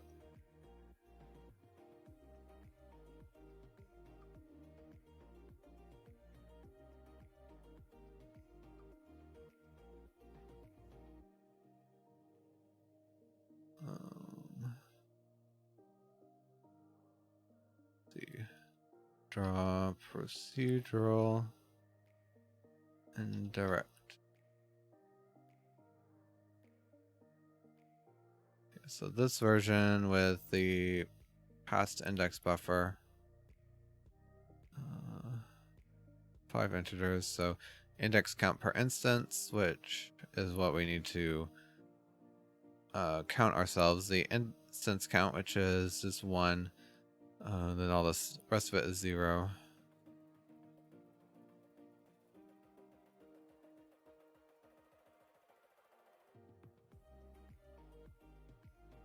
Okay, and then we need to dispatch the compute shader, which, speaking about that, we don't have... Yeah, so for a compute shader, you have to tell it how many threads to create when it runs. So we need to figure that out.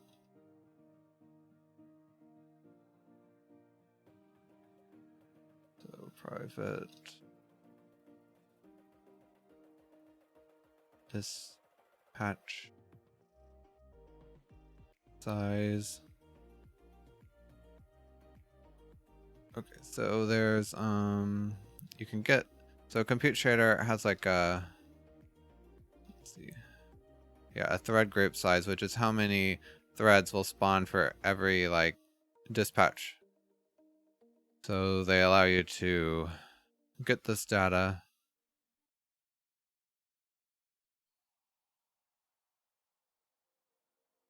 So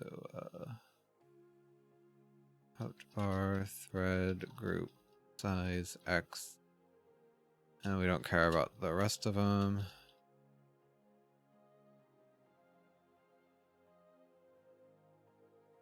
So we need to make sure that we actually need to know the number of segments, because this needs to run once per segment.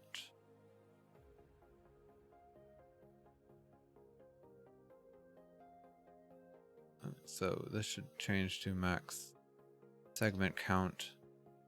So int max vertices is just the max segment count times 2 plus 2.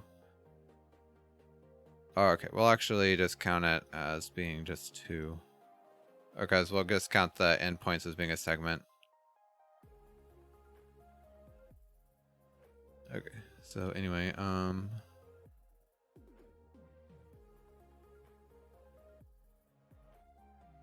so the dispatch size is, we need to have this run, or we need to have a thread run for each segment. So it would be max segments. Why is it not showing up?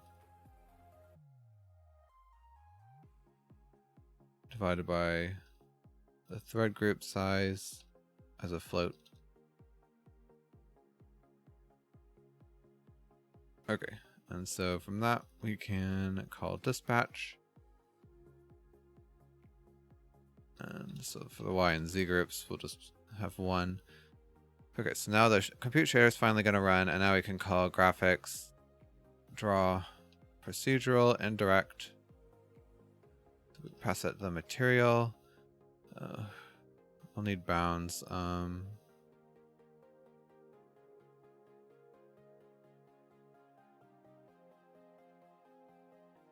see.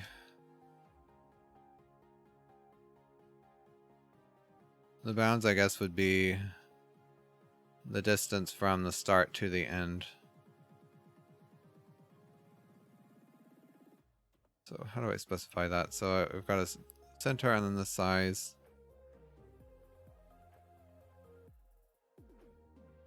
Okay, so that's the average times the difference.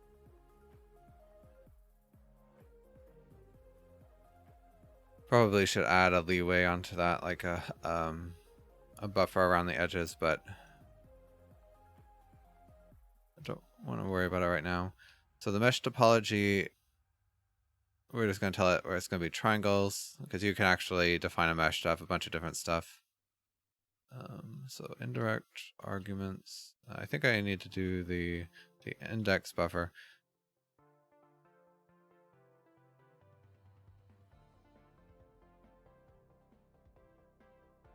Okay, and then there's more. So the offset. So we just passed null for the camera. Properties.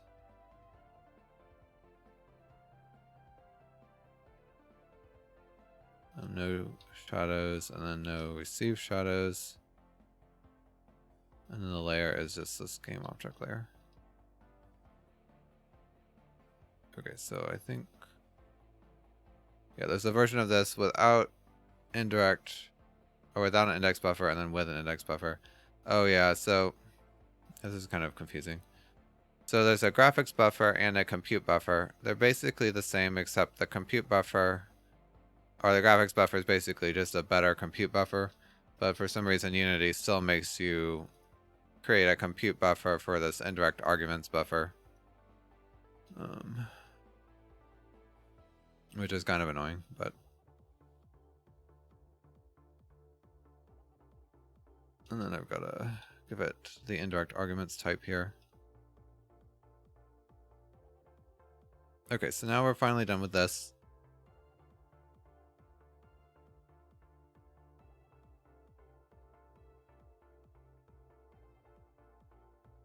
All right, so let's make the compute shader.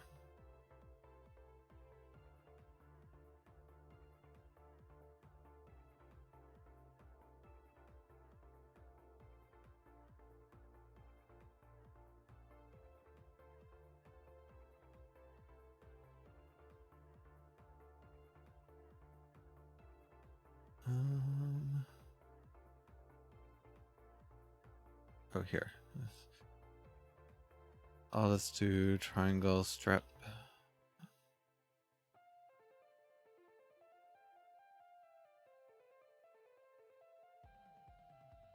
Okay. Yeah, so we find the kernel there.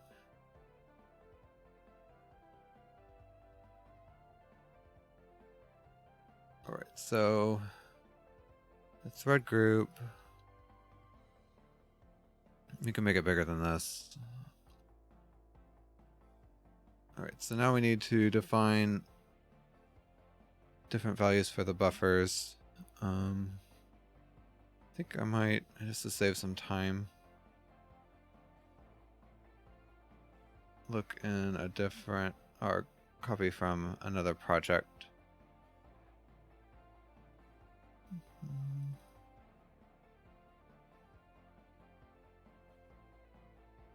Let me think, what if I...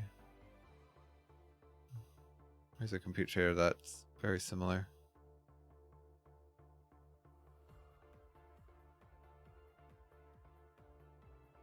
I guess actually...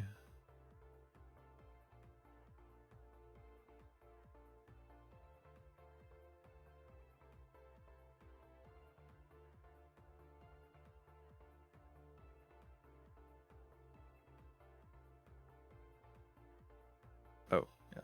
I was looking at my Falling Petals project. Okay, it doesn't actually have indirect arguments.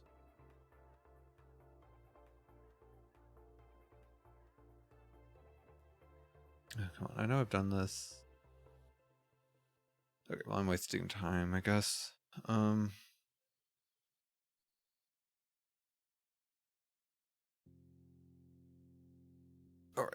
let's see. So, the first, we've got to define the structures. I don't need to do public. So we can, I guess this will be vertex data. So we have a float 3 position, float 3 normal, and float 3, or float 2 UV. And it's very important that this matches the structure in C#, or you'll get a lot of weird bugs. So read write structured buffer vertex data, and this is our vertex buffer. And now we'll also have the structured buffer for the triangles. Okay, and indexed data are indirect args. So the only one we really care about is this indices per instance. But we gotta do something for the rest of it. Instances. Okay, what else? So we got the start index location, the base vertex, and the start instance. So this basically just tells you like where in the buffer, or in this vertex and index buffer,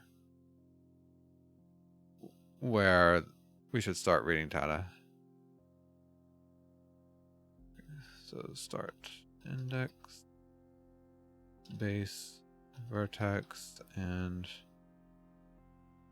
start instance.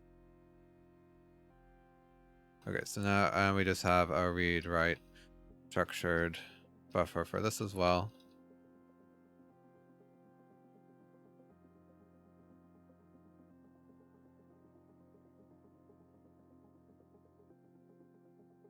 Is that what I named it?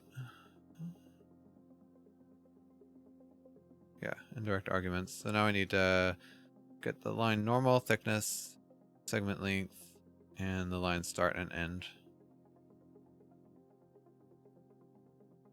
So this would be a float. Let's see, maybe I can. There we go.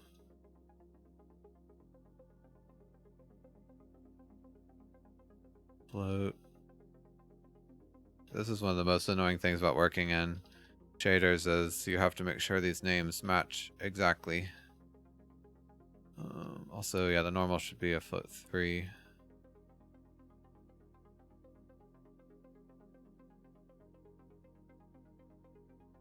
Okay, so now we finally finished all the setup for the compute shader. All that to get it to run a little bit smoother, but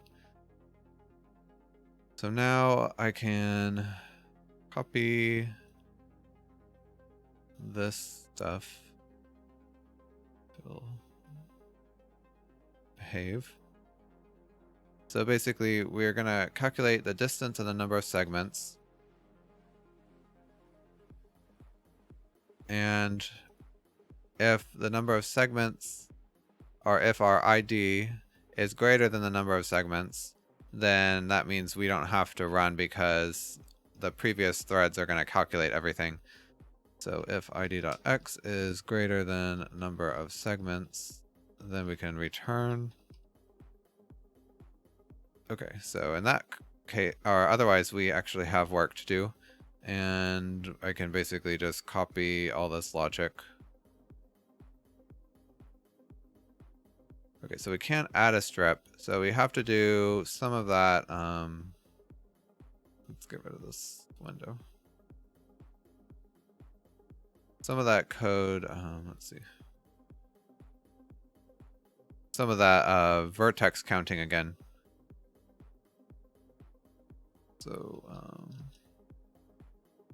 start vertex is just the id.x times 2. Yeah, because this id.x is our segment. In fact, I might make that a little bit more explicit.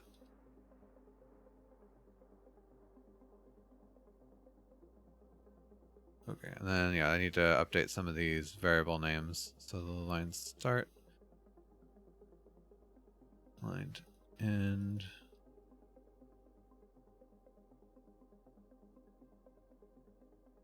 thickness, line normal.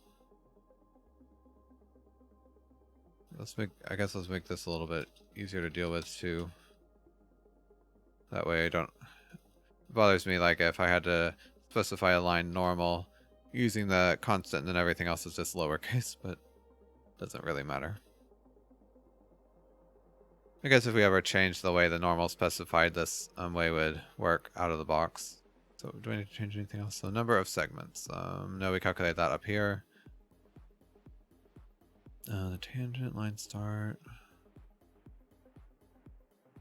Okay, so this is fine. I just need to change this. So instead of adding to the strip, we have to specify or put it in the right spot because, like I said, we can't guarantee what are the order of running between different threads on the compute shader.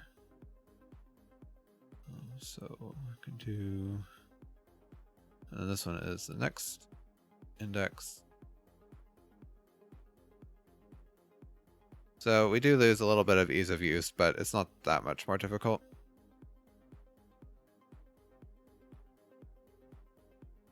Okay, so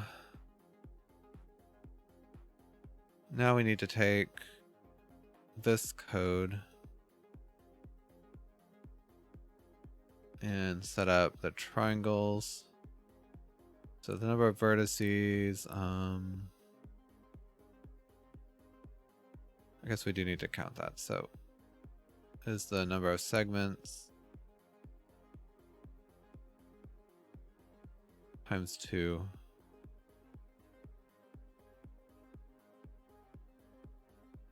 And then the number of indices is the number of vertices minus 2 times 3. Okay, so we don't have to create an array because it's already made. We just store the stuff in the indices array. Okay, so that's all fine. The last thing we have to do is count the number of indices that we're creating. And the way you do that is using... So actually, yeah, we don't really have to count actually because every... because once one thread runs, we know exactly how many indices there's going to be because we can just... because we have the number of segments here. So that makes that a little bit easier to handle. So we'll just call indirect arguments. So the first index, and then we'll set the indices per instance to number of, yeah, the number of indices. We counted it right there.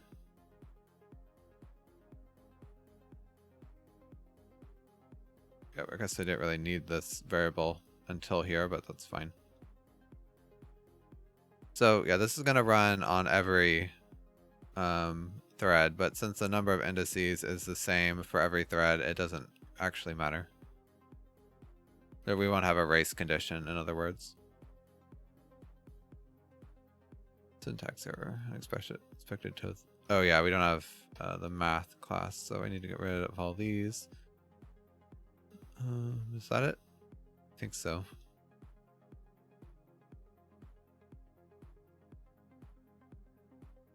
Isn't there a distance? Oh, okay. So it's confusing. It's being confused here because I've named this function distance. So I'll just rename this to line distance.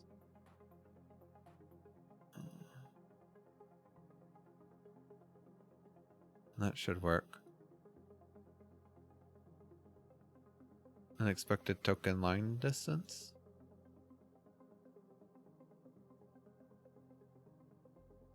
Am I missing a semicolon somewhere?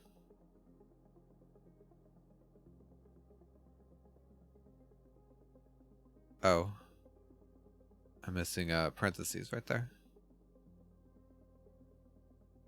Start point. Oh, right.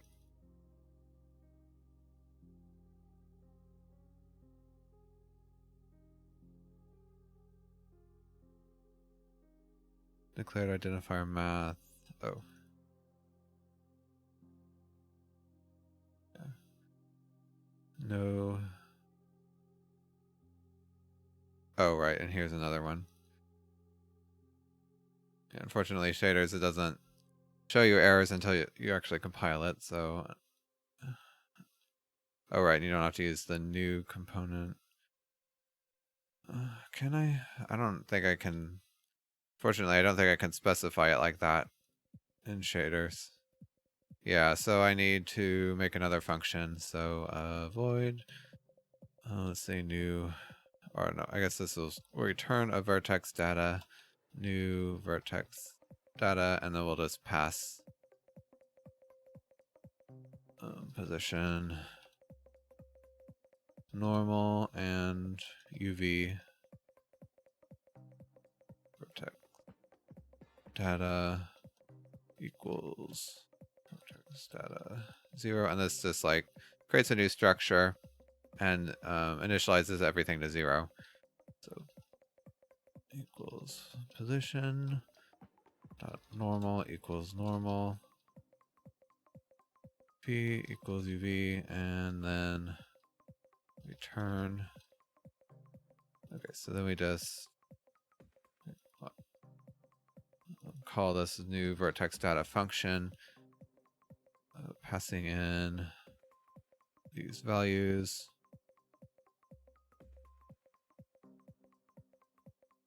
Yeah, I don't need the new keyword there either.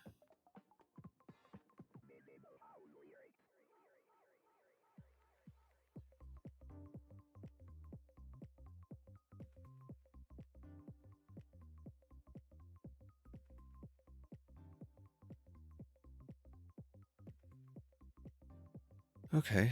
No matching 0 parameter. Okay, so it's, oh, I didn't remove the new there. There we go. So signed, unsigned mismatch. Okay, this is complaining because id.x is an unsigned integer, but number of segments is a normal integer. So we can just change the type.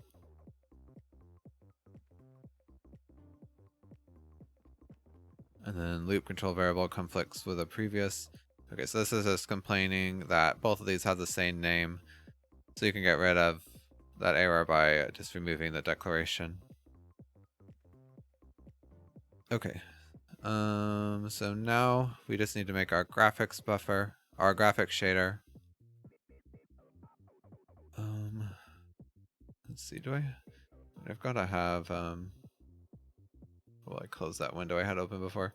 I really don't want to have to write the graphics shader because there's just a ton of boilerplate stuff, and I know I've done this a million times. I've just got to find the file.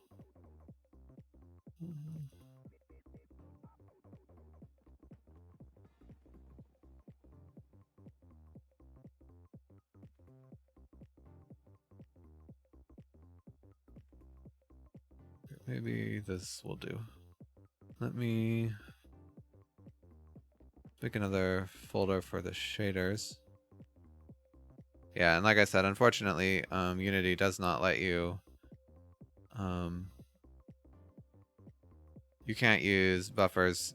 Well, actually, I think you can, but you can't use them easily in a shader graph. So I don't really like to include like super hacky stuff in my tutorials because they're prone to not working.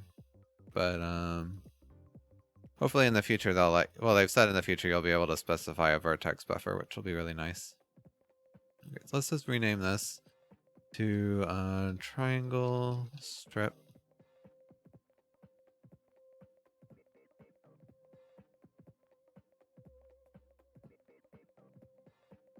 Okay, so now we open this up. I guess we'll just have a color.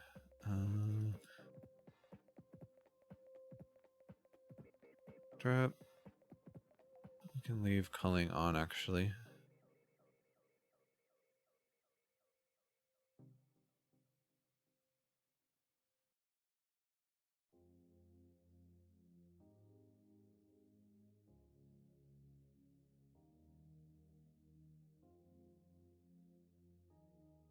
Hopefully I won't forget to change too much.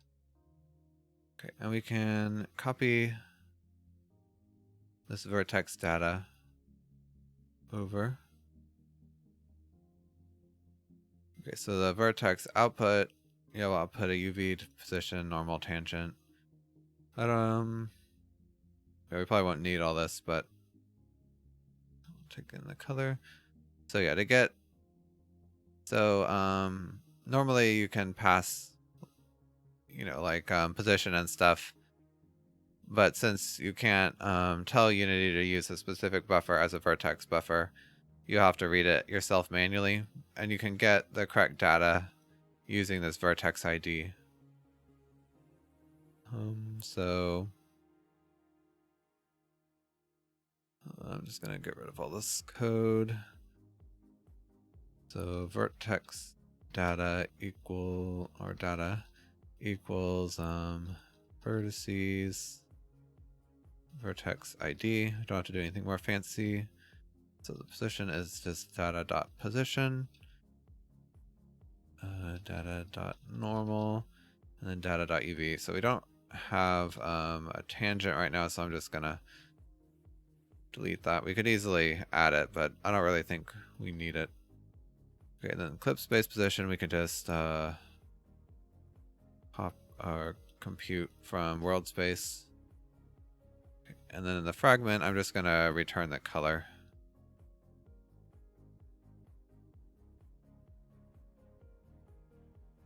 So yeah, we actually don't even need to pass this stuff, but maybe I'll use it in the future. So does that work? Okay, it does. Okay, so we're finally almost ready to test. We just gotta create the material.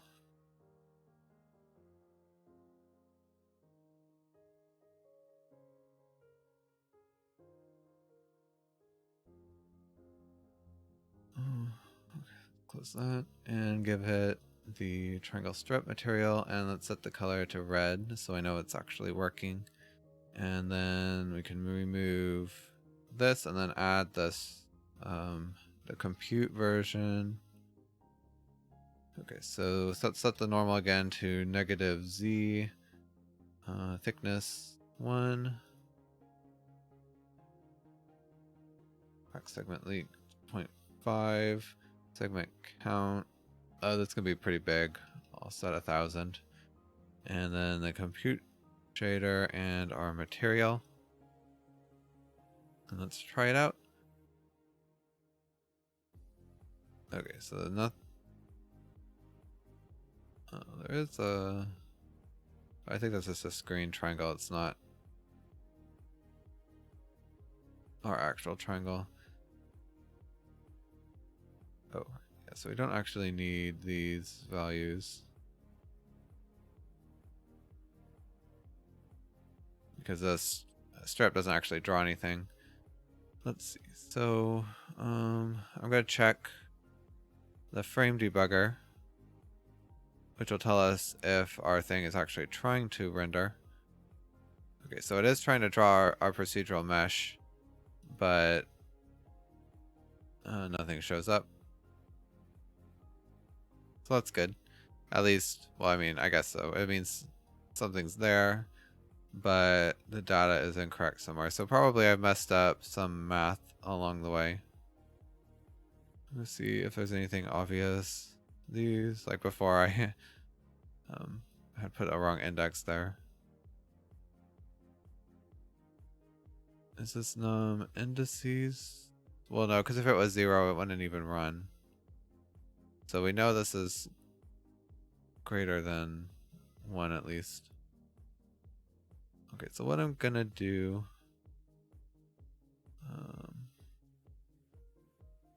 here's what I was looking for. I'm gonna download the data from the compute shader just to kind of see, make sure that it actually makes sense. So vertex data, vertices equals new, max, segment count times 2. I'm not gonna print all of these. Let's just print out the first 10. Debug log vertices I. Okay, so we can make sure that these values actually make sense.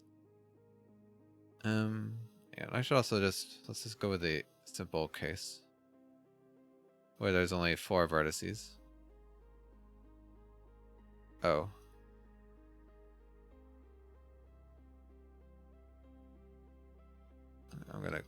insert an end here so we know. Yeah, it doesn't know how to print, like the vertice structure doesn't have a toString method, so we're gonna have to create it ourselves.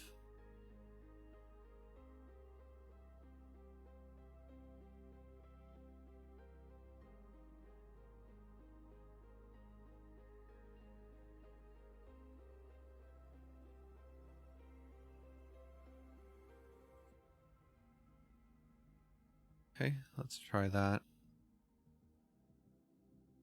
All right, so 0, 0, 0, 0, 0, 0, 0, 0. So it's not doing anything.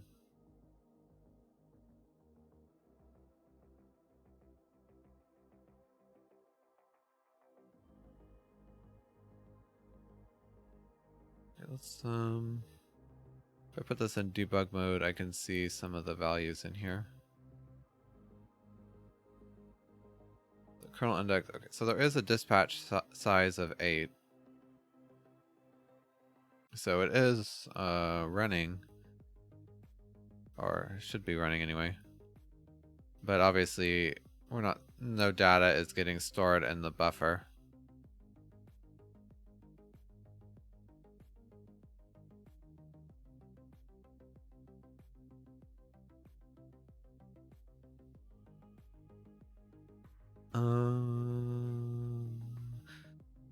Oh, okay, so these indices are wrong because it's setting all the indices for the entire strip, when it should actually just set the indices for this segment.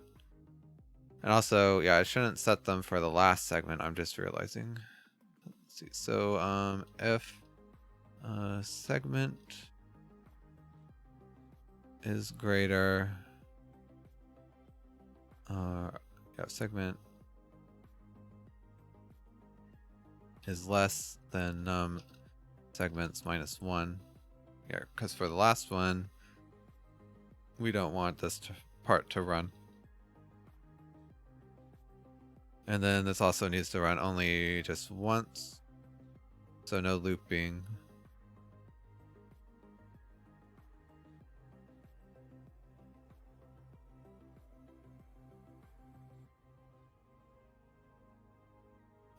So yeah, this is start index 0, 1, 2, and then 3, 5, 4. Okay, and this V is actually should be the start vertex that we specified earlier.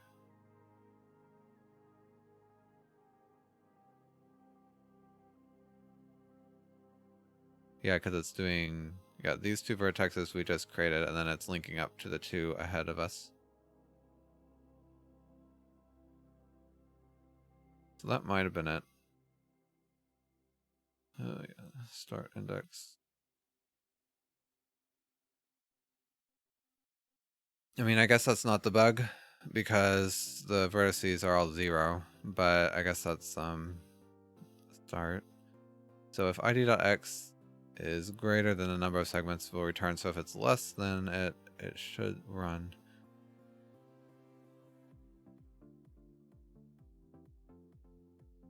Let's see. I mean, I guess one thing is that this might not run. So I can test that by just removing that, and if these values change, okay, so they're still all 0, so it's not, so it is getting past this branch. If s is less than or equal to the number of segments. Oh, this is wrong too, because I only need to make the vertices for this specific segment.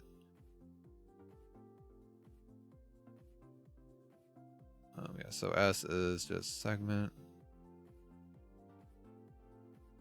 Right, yeah, because the loop is implied in the thread, so yeah, I was just not translating it to compute shader correctly.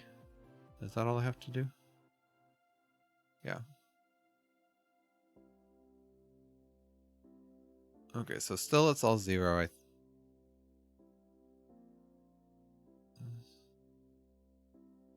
which is kind of weird. that would, so if this is all 0, that implies, well, the normal must be, because the normal is 0. Oh wait, I think I made another silly mistake. Yeah, I instantiated this array, but I didn't actually get the data.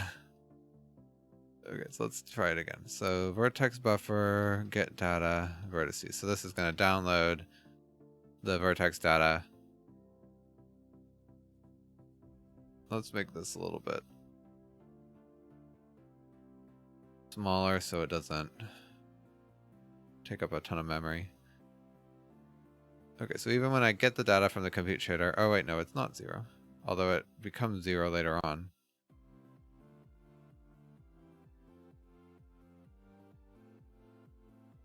Oh wait, okay, yeah, the first few aren't 0, and that's, yeah, there should only be 4 vertices because, yeah, there's only 2 segments, so that is working right. So let's look at this. So -5, and then the thickness is 1. So these values look correct. And the normal is -1. The UVs look fine. Okay, so the vertices are not the issue. Yeah, it's still not showing up. Okay, so we can... Well, it's good to see. So let's try downloading the indices.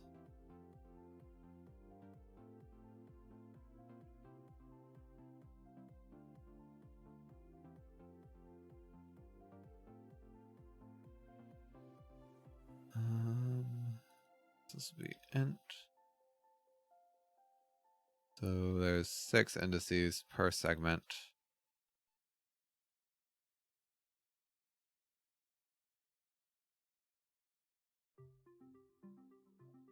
So index buffer, get data, indices,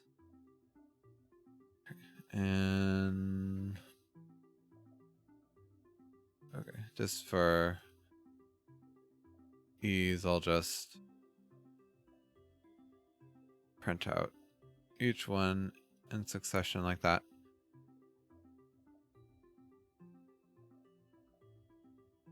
Oh, we could do this a little better. Oops, didn't mean to open that. Let's see. I guess this. Yeah, it's much easier to read this if you print out 3 indexes in a row, so that way you know one triangle.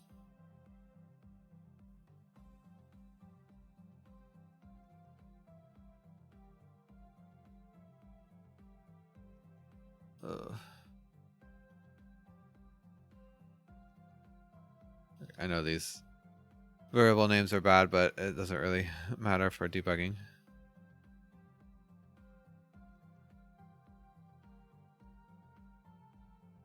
So the next index in here,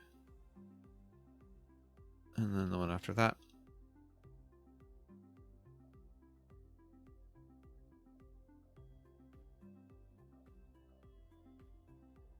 Okay, so let's pause this.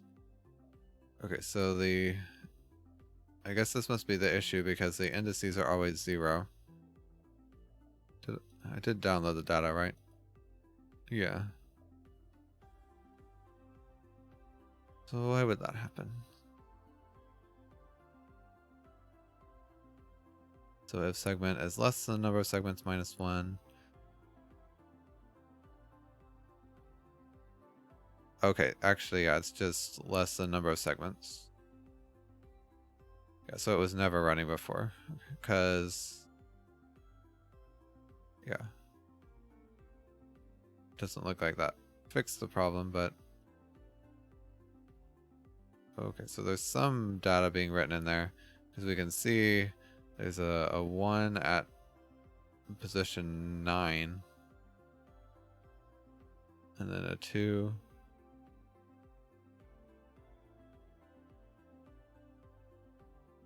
Okay. Kind of funny.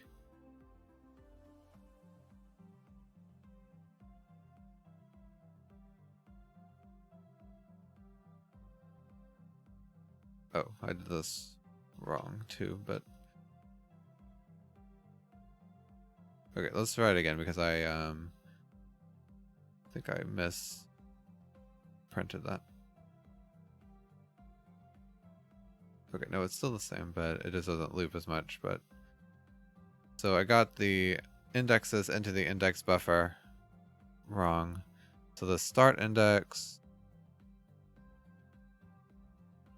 Oh yeah, so I should have actually done this by segment and not the start vertex. So start index is segment times. So each segment has 6 vertices, right? So yeah, this segment times 6. And I don't need. Oh, I do need the. Okay, so I need all that actually, because I need the num indices right there. All right, so let's try that again. Okay, still nothing printed. That didn't change.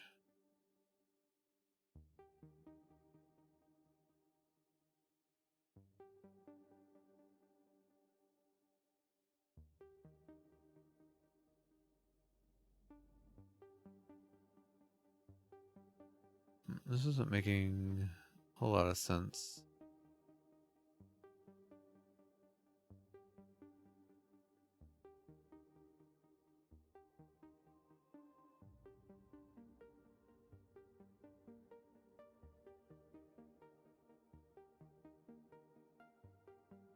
Because how is this 0, 0, 0? Because when the segment is 0,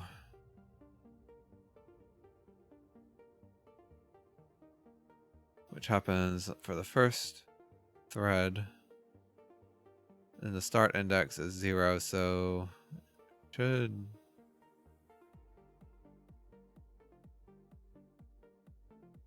Okay, so it should. It has to at least be 0, 1, 2, but instead it's showing as 0, 0. And there's this random float in it.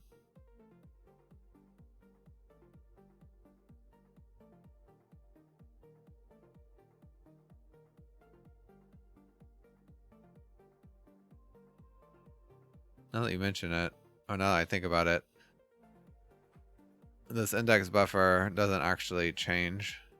So we could kind of specify this once in the C# script and just upload it once and then go. But this kind of doing it all in the compute shader is also nice.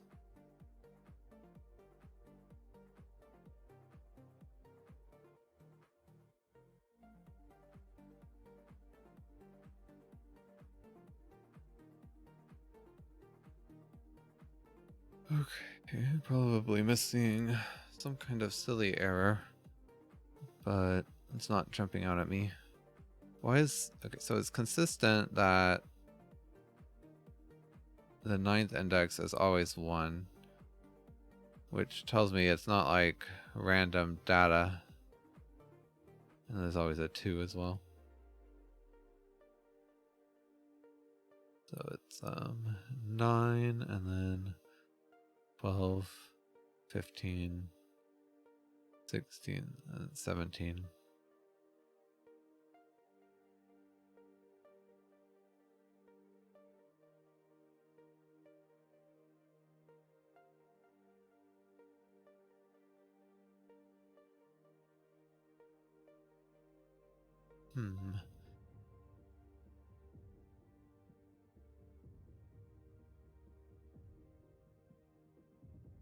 I'd like to finish this on stream.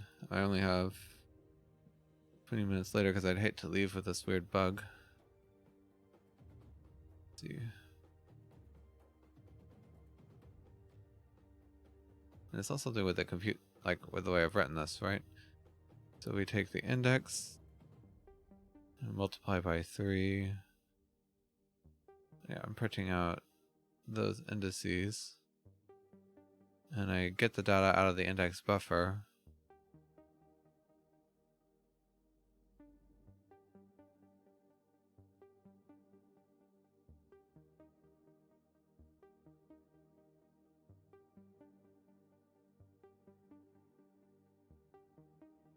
Okay, well, let's, I mean, like I said, we can like set all the indices at once here. So int indices equals int, because like no matter how many segments are in it, the indices here will always be the same. So we can basically just fill this up to the max. So the max indices is max, or is a segment count times 6.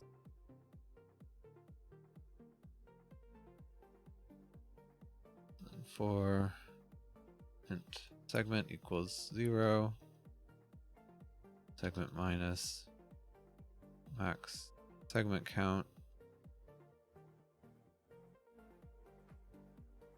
So then we can copy, or just say indices s plus 0. So the vertex here is vertex equals segment times 2, and start index equals segment times 6. Is maybe my problem something like that? I'm starting at the wrong index. Start vertex plus 0, and then I can just copy. So 1, 2, 3, 4, 5, 6, and I guess the first two go like that, and then the last 2 I need to flip. So it goes 1, 3, 2 to make it counterclockwise.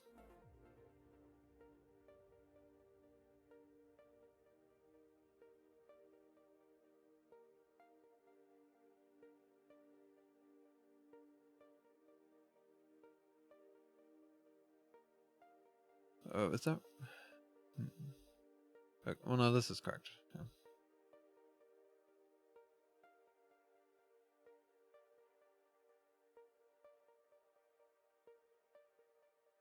Yeah, because every other one you gotta flip, so you can specify it like that. It's fine. Okay, so I mean now I guess I'll leave this here, but I'm gonna set the index buffer here, so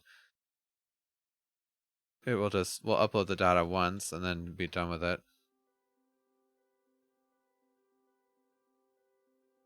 If I can spell it. And so in the compute shader, now I can get rid of, I still need to know the number of indices for this count. And that is the number of vertices. It would be easier if I just do it by the segments, I guess. Number of segments times 6. And then that can just go here. I guess I shouldn't delete all this code because maybe even though it doesn't work, maybe we'll come back to it.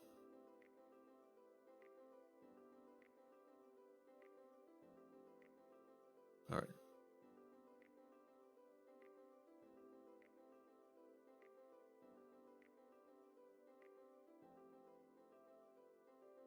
Compute shader.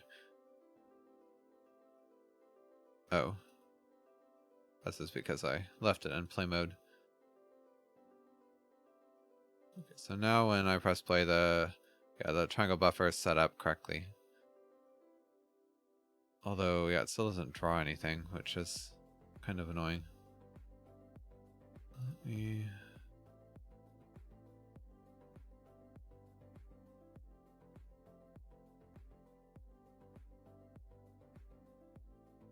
I meant to get rid of that printing, but... Okay, yeah, so I don't see it even if I turn around, so it's not a winding issue. I guess it could be something with the graphic shader, actually. Although usually if that was a problem, it would just turn pink, but... So if I turn on the frame debugger... So it's still trying to draw a procedural mesh.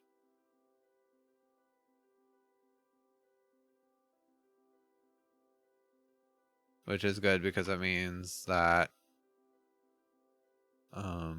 it's not being culled or something. Okay. So I guess the last thing we can test is to download the indirect arguments buffer and see what that looks like after we dispatch the compute shader. So indirect. I don't have a structure here. Private struct.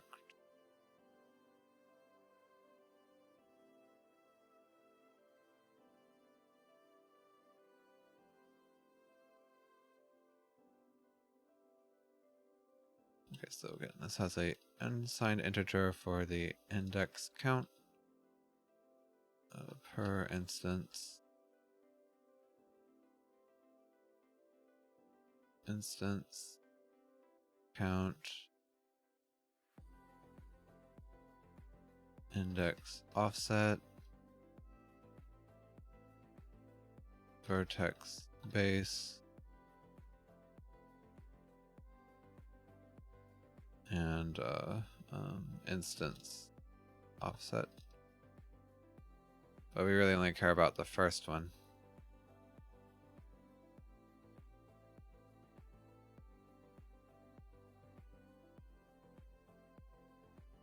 Okay, so just one, and then we can get the buffer, get data, and then debug log args 0 number, or I guess index count per instance.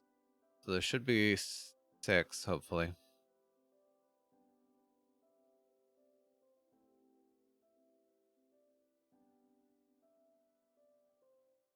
Okay, it is 6,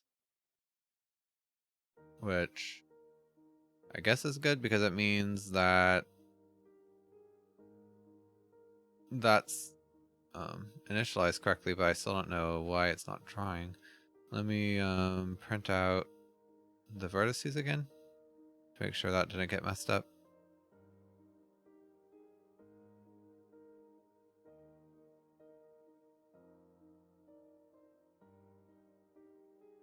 No, this all looks fine.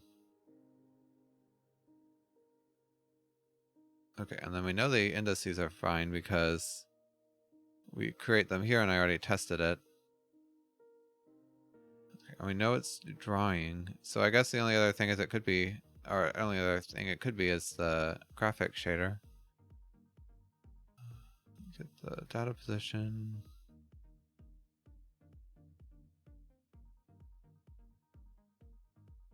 Let's just make it as simple as we can.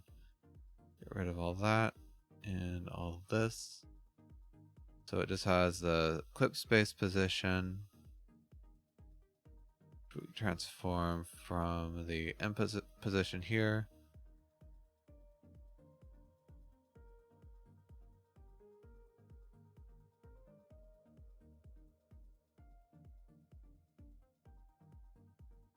Nothing.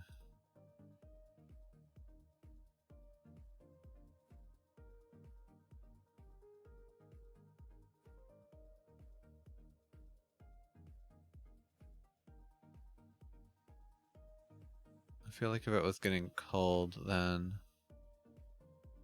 Because that could be another thing is it's getting culled, but I feel like it would just like... They wouldn't even show up in the frame debuffer. But what if I just did, I don't know, new bounds?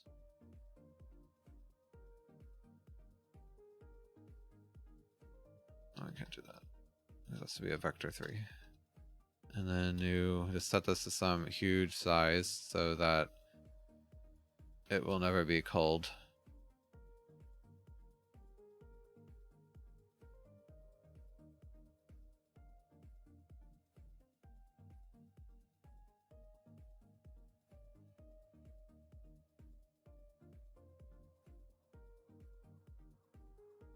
Okay, so it's not that it's being culled.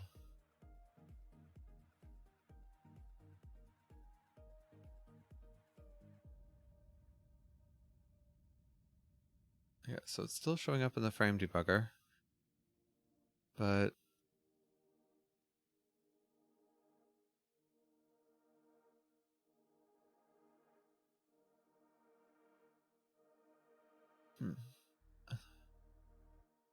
something wrong here. So material bounds, topology, index buffer, argument buffer, offset.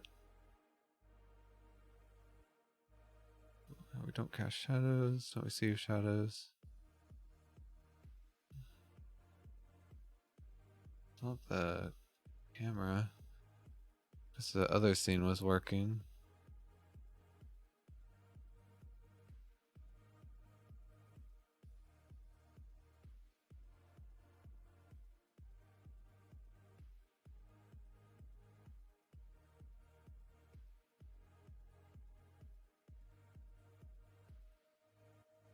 Did I? Oh, I set it here. Vertices. Oh, well, this. Oh, that might have been the issue. Yeah, it needed to be a structured buffer, not read write, because I think.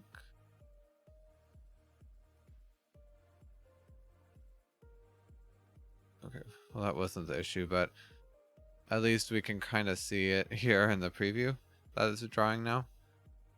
But I was gonna say, Vertex buffers can't write to our Vertex programs can't write to the buffers, so I thought that might have been a problem, but I still don't see it. Although when you select the material, you can see that there's a little red strip at the top. And even here in the preview. So it works in the preview, but there is something weird going on right there.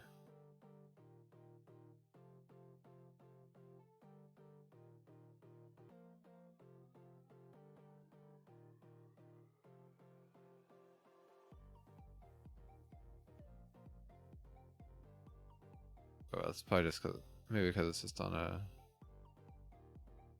sphere. I don't know.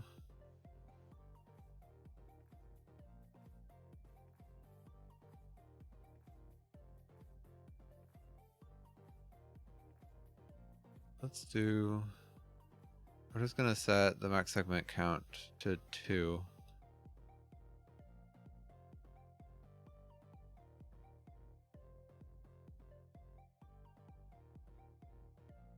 And now I can like download basically all the vertexes and indexes, and then the indirect arguments, and just print out the entire thing.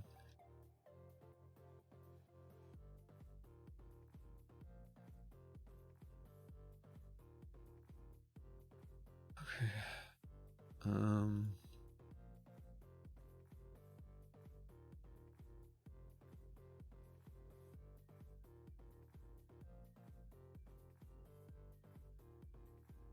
I guess the rest of the indirect arguments buffer could be wrong. Dot instance count.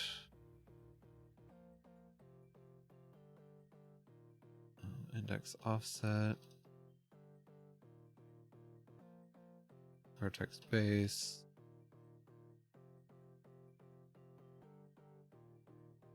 Instance offset. So yeah, I guess we can make sure that that is all right.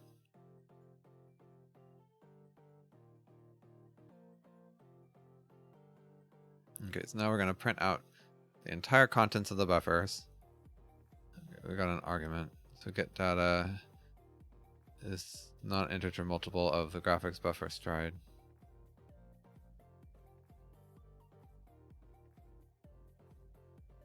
So stride mismatch. Set data indices.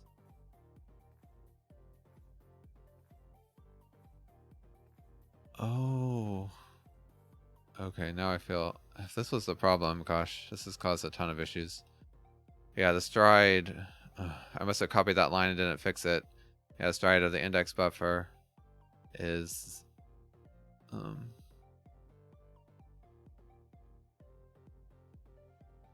is just an integer. Okay, I'm gonna be annoyed if that was the whole thing, but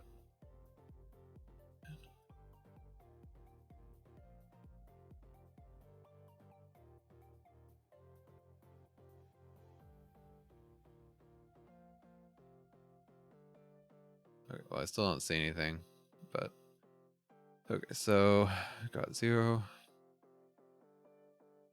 -5, -5, 0. Yeah, so the vertices are all good. The triangles 0, 1, 2, 1, 2, 3, 1, 2, 3, 4, 3, 5, 4. Yeah, so that looks fine. And the indirect arguments buffer is fine too. So there's 6 indices, 1 instance, and then all the offsets are 0 because it just starts at the beginning of the vertex buffer. That's right. So 5 integer numbers, index count per instance, instance count, start index, base vertex, start instance.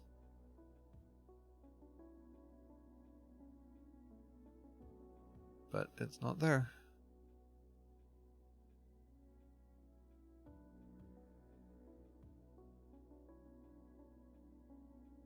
And it's just it's drawing it in world space. And I know it's not calling it because I set the calling size to be gigantic.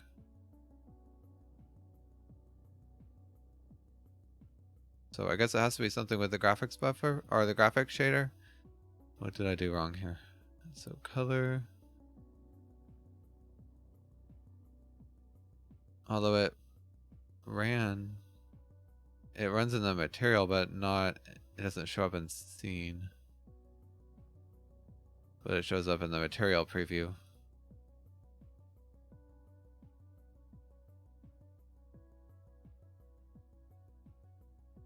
What happens like if I change this?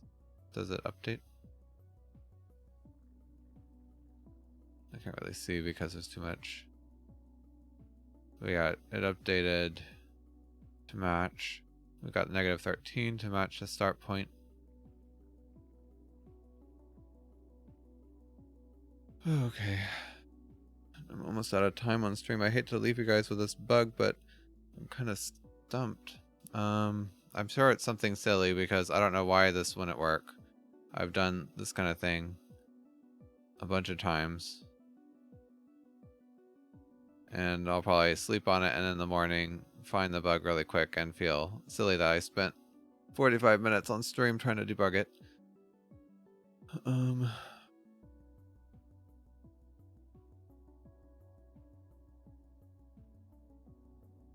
Yeah, all this is right. I mean, we know the positions are right. We know the indices are right. We know the indirect arguments are right.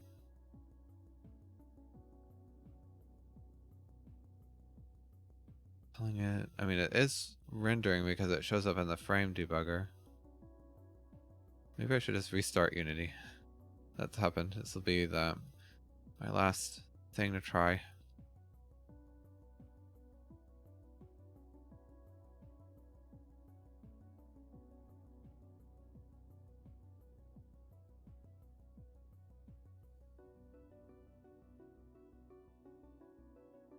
Nope, still not there. Oh. There it is. Okay, so I just had to restart Unity for some reason? It still doesn't. So it's not showing up in game. But it's in the scene. Okay, so it's wound incorrectly. But I can fix that.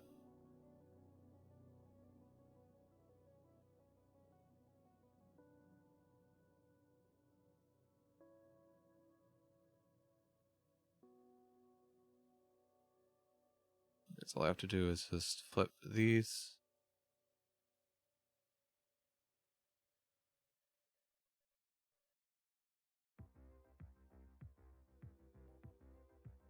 Okay.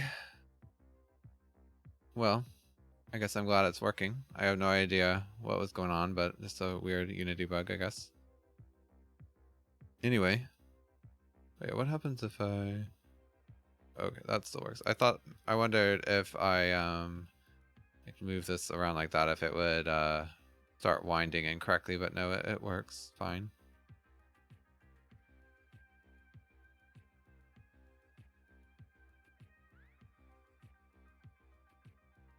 Yeah, you can even move backwards in space. Okay, well, I'm glad it's working. Let's before I go, I'm just gonna test real quick to make sure that the segment count works. It's supposed to be 0.5. And this max. Oh wait, the max segment count. Okay, it doesn't have to be as big as it was before. I'll do 128. This will be 0.5. Okay, and can I turn? Okay, one annoying thing. Oh, it's not so bad. I thought that the camera might zoom out super far because the bounds are incorrect. Let's but yeah, we can see it's working. Just like the other one, except this one's in a compute shader, so it's quite a bit faster. Okay, so I can finally delete all this debug code. Although maybe I'll leave it around because it'll be good to show that in the video, I think. Okay, so anything else I want to do real quick before I end? I thought there was something. Oh yeah, I wanted to see what happens if I set the max segment count low. I think it's just going to like truncate the strip. Yeah.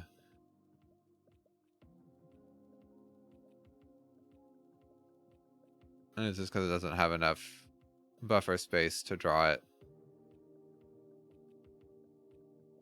Okay, but yeah, that's no big deal really.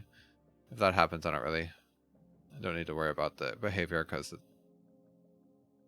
in a final game, that wouldn't be an issue. Okay, well, I still need to make some cool little scenes for this stuff, which I was hoping to do on stream, but that weird bug took up a bunch of time, which turned out just needed to restart Unity, I guess. I don't know. But anyway, thanks everybody for coming by and keeping me company while I was debugging. I'll be back Friday at 9 Eastern time, and we'll probably continue. Hi, Mia. Yep, there was definitely a bug, that's for sure. But probably on Friday we'll continue with my grass system, because I'd like to try to finish coding it this week so that I can start writing the scripts and stuff next week. But so yeah, I'll be there Friday at 9 Eastern. I'll throw some links in chat if you enjoyed the stream. I also have a YouTube channel where I upload videos every Wednesday at noon Eastern time, and of course a Discord if you'd like to chat with me. But yeah, until then, thanks everybody for watching. I really appreciate it, and I hope to see you Friday. Have a good day. Bye bye.